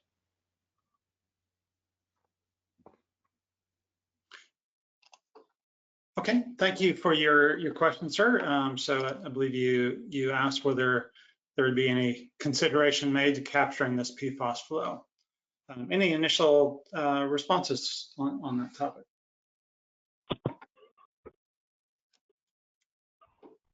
Well, first off, Paula, just to confirm that that area is part of the RI, that samples are going to be collected there. Correct. We are looking at that that area in the RI. And then based upon the results, we can then consider an intermediate action there, yes. Great.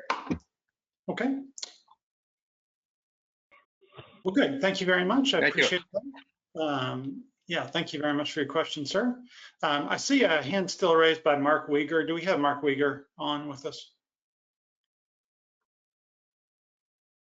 Okay, so I'm gonna lower his hand, and then Mark, if you join us again, you can raise that up. I see Jeff Moss, you've raised your hand, so you've got 3 minutes, sir, go ahead.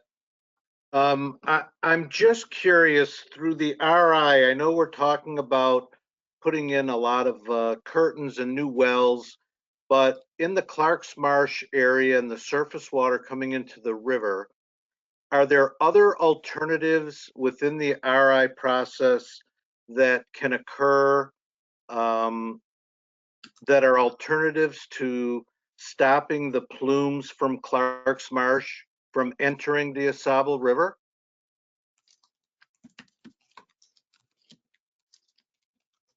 Olaf? Yeah. So are you asking if there are different things that can be done? I guess the response would be, initially, we know from all of the data that's been collected that the plumes are going into Clark's Marsh, are going into the river.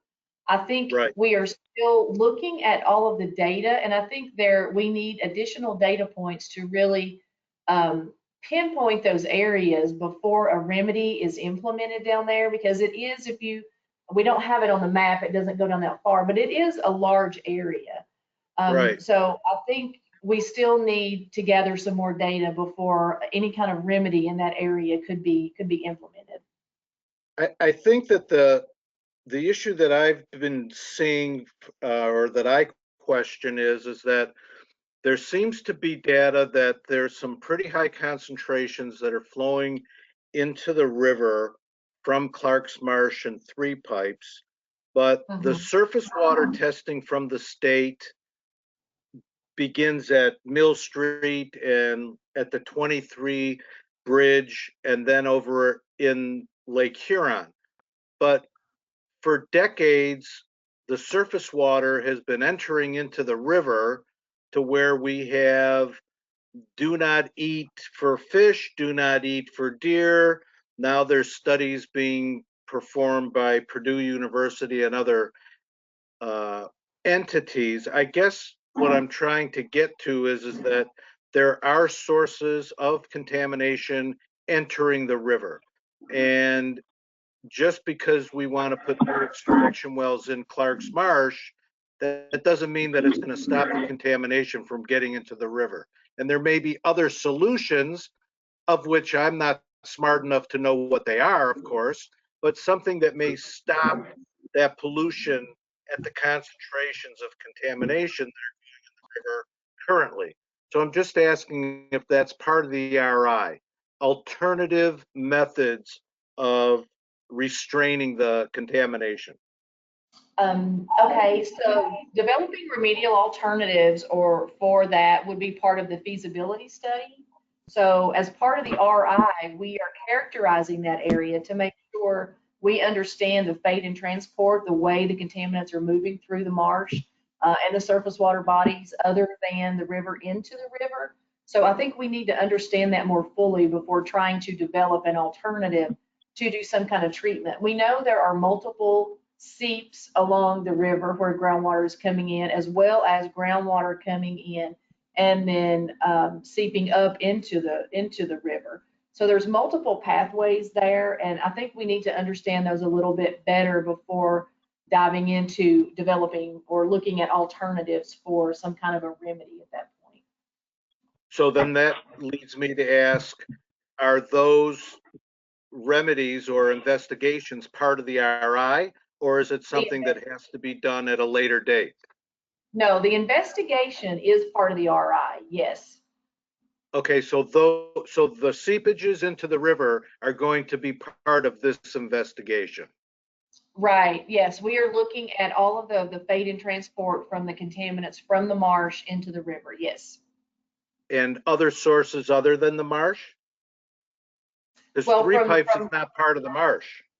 Right, yes, from 3 pipes, the seeps that are entering 3 pipes, so it's all interconnected, right? So there's seeps that are discharging into 3 pipes ditch, which are acting as a continuing source. So we are looking at that and how all of those interact together, so that when you do get to the point where you want to develop a remedy, you have all the information you need to develop a successful remedy.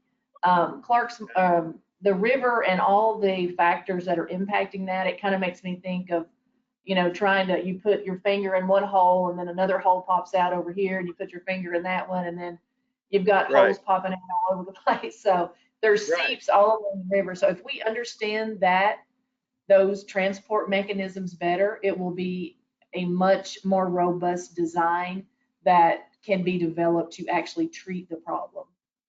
Okay, thank you. You're welcome.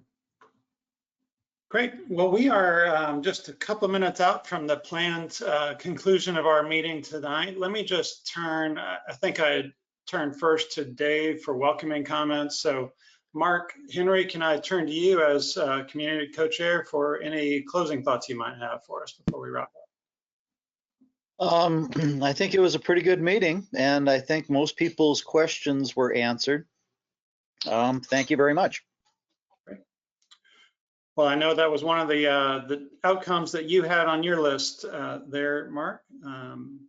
Dave, any closing thoughts from your standpoint? I appreciate everybody contributing. It's a good crowd that cares a lot about the situation. We're getting a lot of information. I hope that listening to the presentation and Paula's input, that you're beginning to have a higher sense of confidence in what's going to be done. And we'll talk more about schedules and data as time goes by. Great. Well, thank you all for your participation tonight, and the Wurtsmith Restoration Advisory Board meeting is now concluded. Thank you and have a good evening. Thank you. Appreciate it. Thank you. Thank you. Thank you. Thank you.